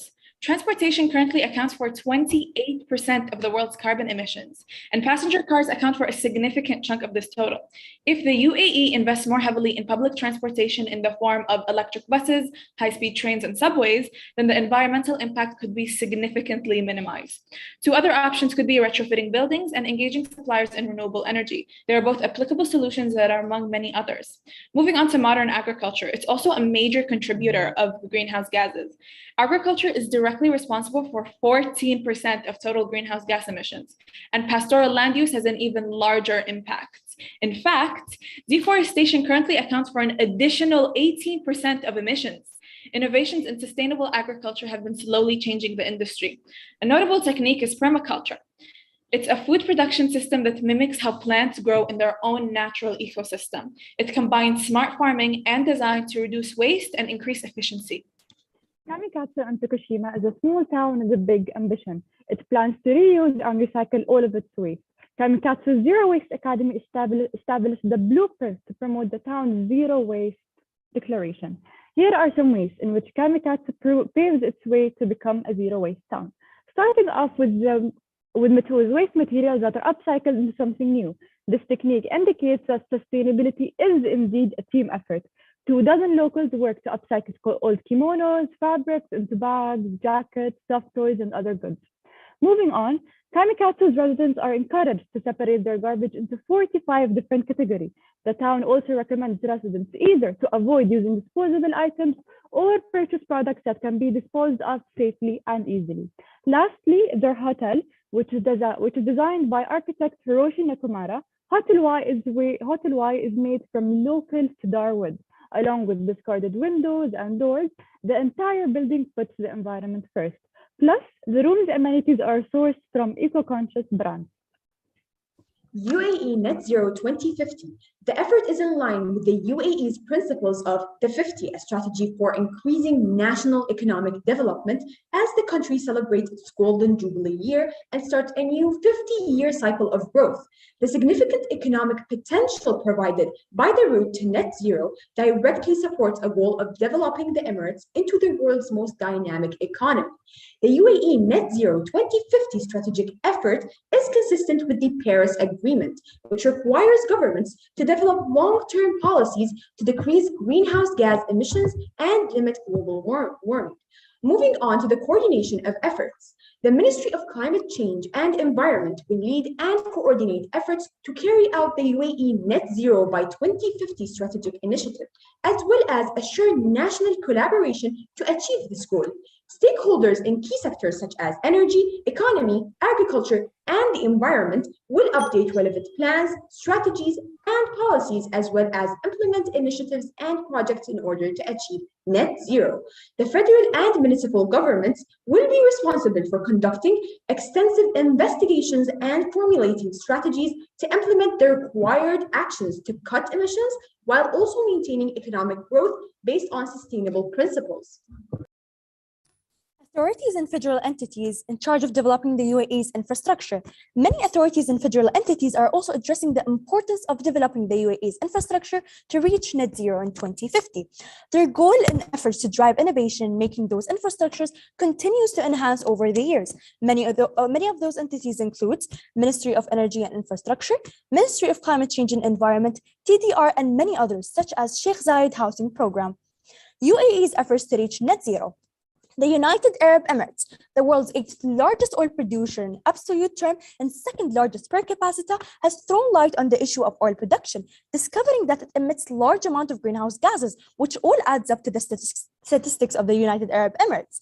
Emissions from oil production can be reduced through measures like monitoring gas leaks, repairing them, and investing money in cleaner machinery. Like other oil-producing nations, the United Arab Emirates has been trying its best to diversify its economy and to prepare it for a future after fossil fuels. The UAE joins a number of advanced economies in setting a 2050 net zero target. And this brings us to the end of our presentation. Thank you for listening. Thank you, students. And next team, Al Ain Junior School, please get ready to share.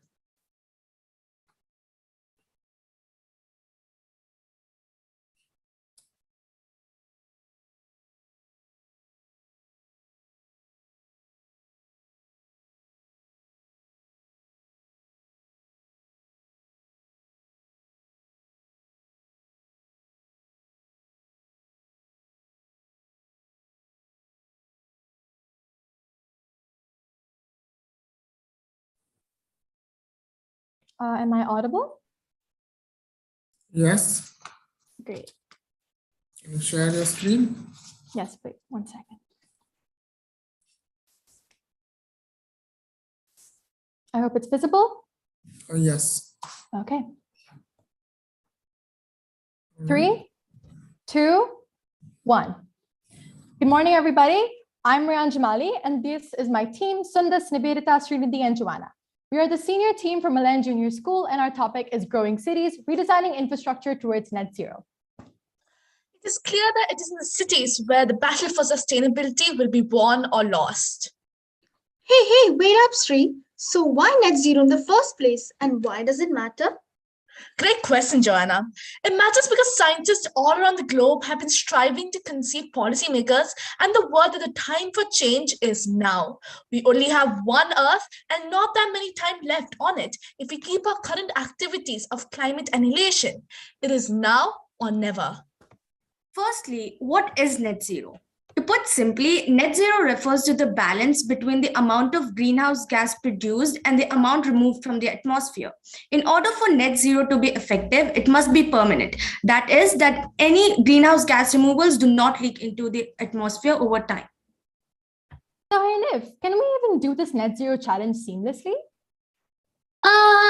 No, even though it may seem like that our aspirations for net zero is not significant without challenges. So the first hurdle we come across in our journey is decarbonizing our energy is long-term solution, but it may not happen and fast enough and won't have an instantaneous result. So let me explain. So decarbonizing our energy is a very important part of the process, but to fully decarbonize the grid, it might take 30 years and we don't have enough time to wait around like that. So we must act now and to speed up the transition and to successfully eradicate the worst impacts of climate change, we must pursue the solutions and cut emissions. The next challenge we face in our journey to net zero is focusing on individual assets produces limited results. There are many real-world limitations achieved when looking at individual emission sources.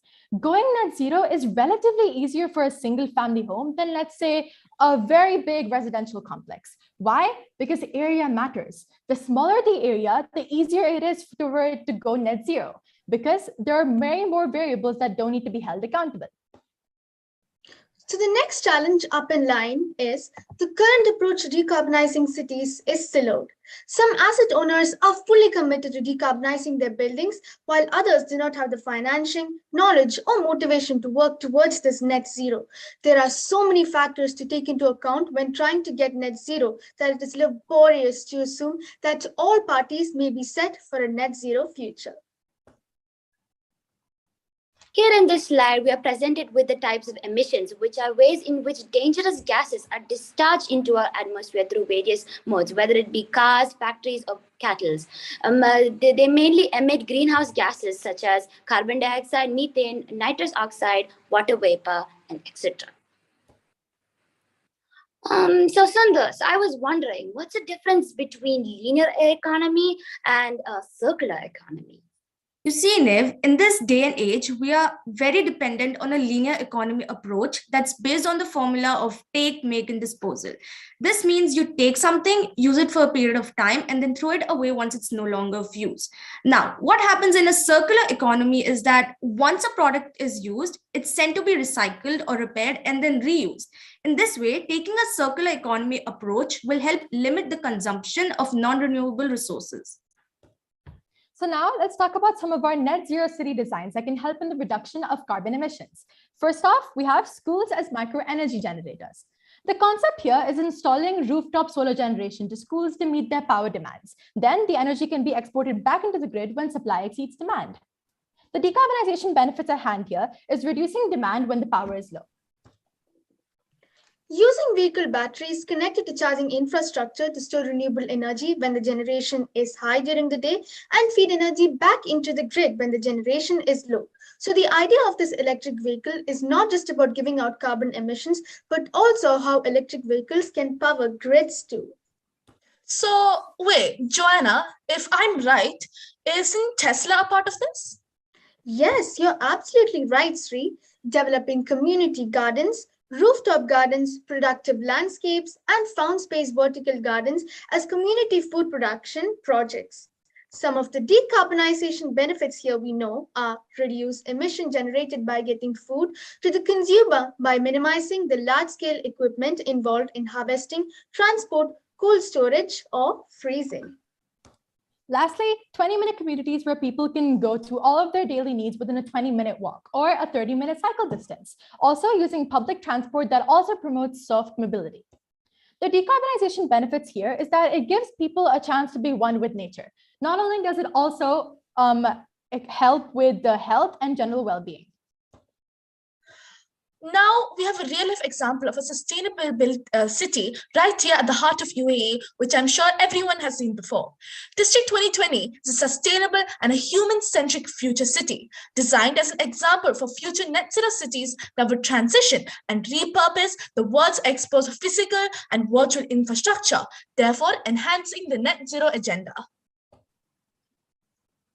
Aha, I have another real-life example helping us to connect to my identity theme. Masdar City. It sits in Abu Dhabi as the world's first zero-carbon city. And it is one of Earth's most sustainable urban communities and is strongly focused on sustainable development. And we believe Masdar City stands as a stepping stone for zero-carbon city projects around the globe. We need to drive huge leaps in clean energy innovation and rapidly shift away from fossil fuels, making electricity the core of the energy system. So now hold up now. We've gone through our solutions and the rest of our presentation, but what about who needs to make all of this possible? The integrated policies play a major aspect in this sector, Rayan. Building and infrastructure stakeholders, citizens, energy service providers, mayors and cities administration, financiers, national or regional policy makers, and regulators. Now let's watch a video about the irrefutable truth towards climate change.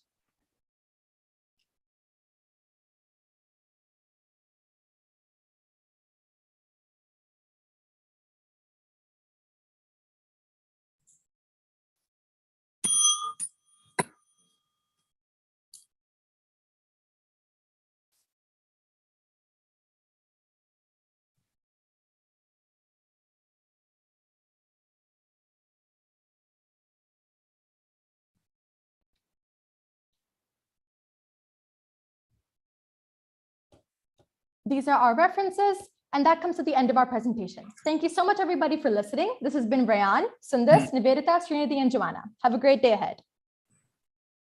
Thank you. Thank you, students.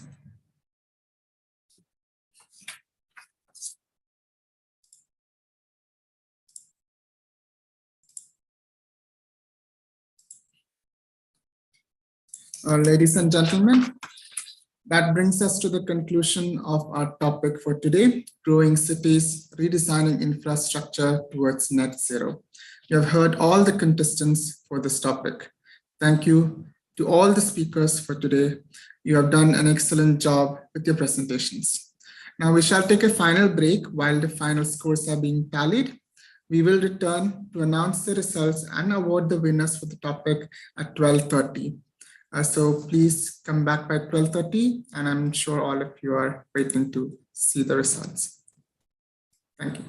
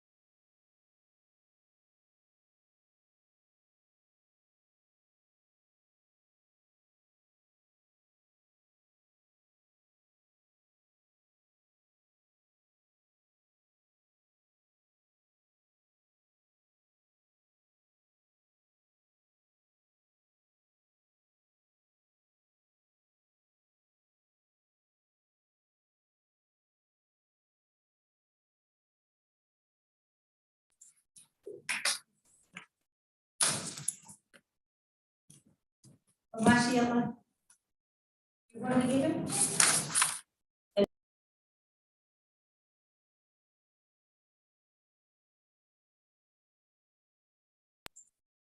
Okay, welcome back, everyone.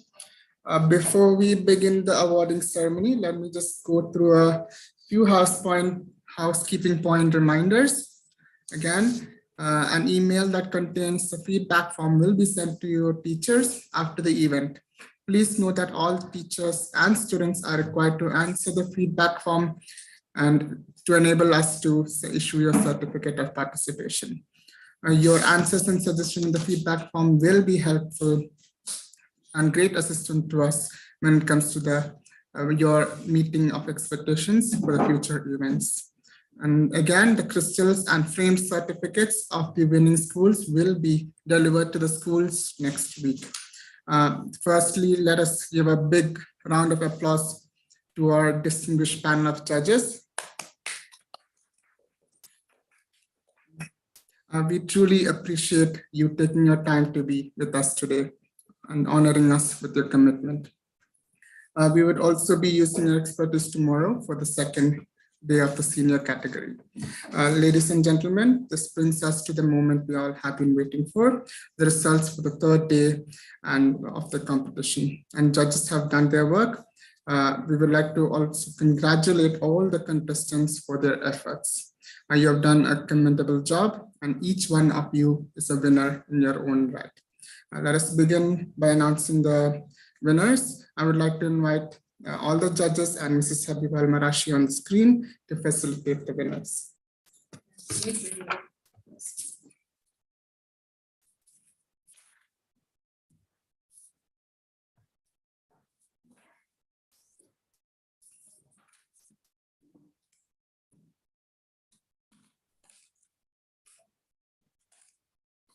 Assalamu alaikum. Good afternoon, everybody. Alaikum salam. Alaikum salam. Good afternoon. So today's jury committee was unique because it was an all women team. And yeah, so we are gender biased a bit, you know, sometimes, not always. So thank you very much, everybody. Thank you, ladies, for your wonderful work. And wow, what a day it has been. Wonderful presentations, strong facts, very practical solutions, mind-boggling sometimes. And how did these students manage to do all this?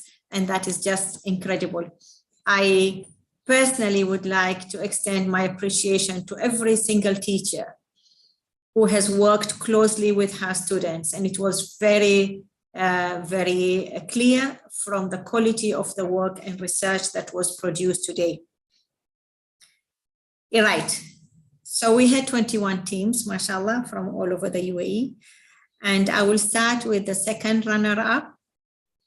So the second runner-up today is Sunrise English Private School, Abu Dhabi.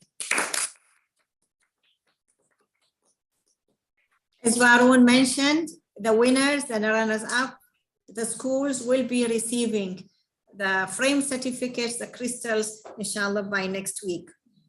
The first runner-up of the third day of this competition under this strong topic that was rolled out for you is Dubai National School Al Barsha Boys. Well done, Dubai National School.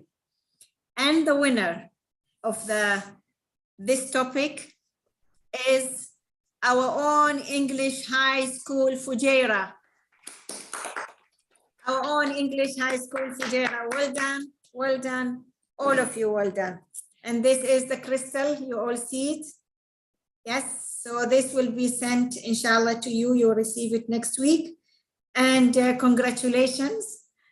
And inshallah, so all the winning schools should attend tomorrow, which is the last day of the competition.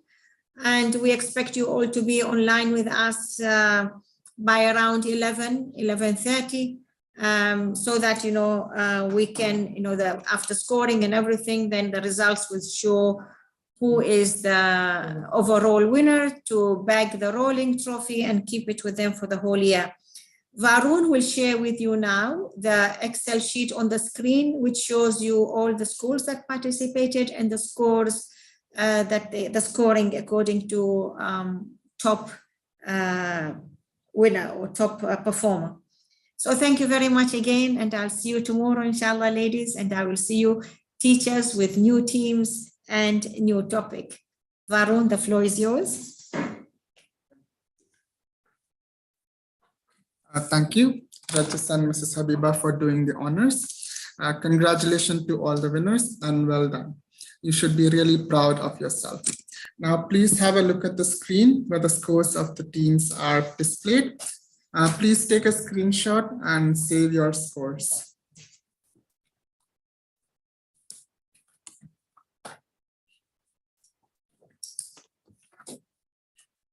And okay, so we kindly request the winners of today, again, as Mrs. Habiba said, to join us tomorrow, Thursday, 21st of April.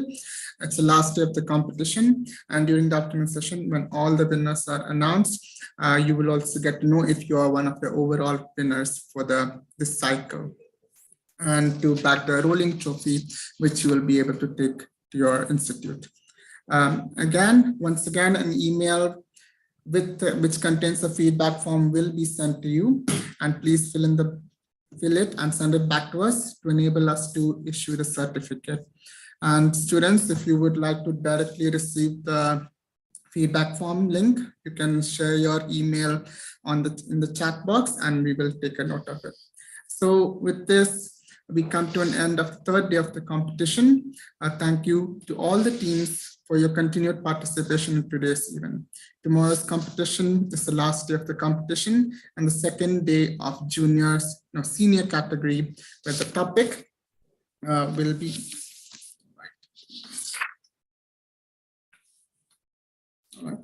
industrial animal agriculture, a compelling contributor to climate change.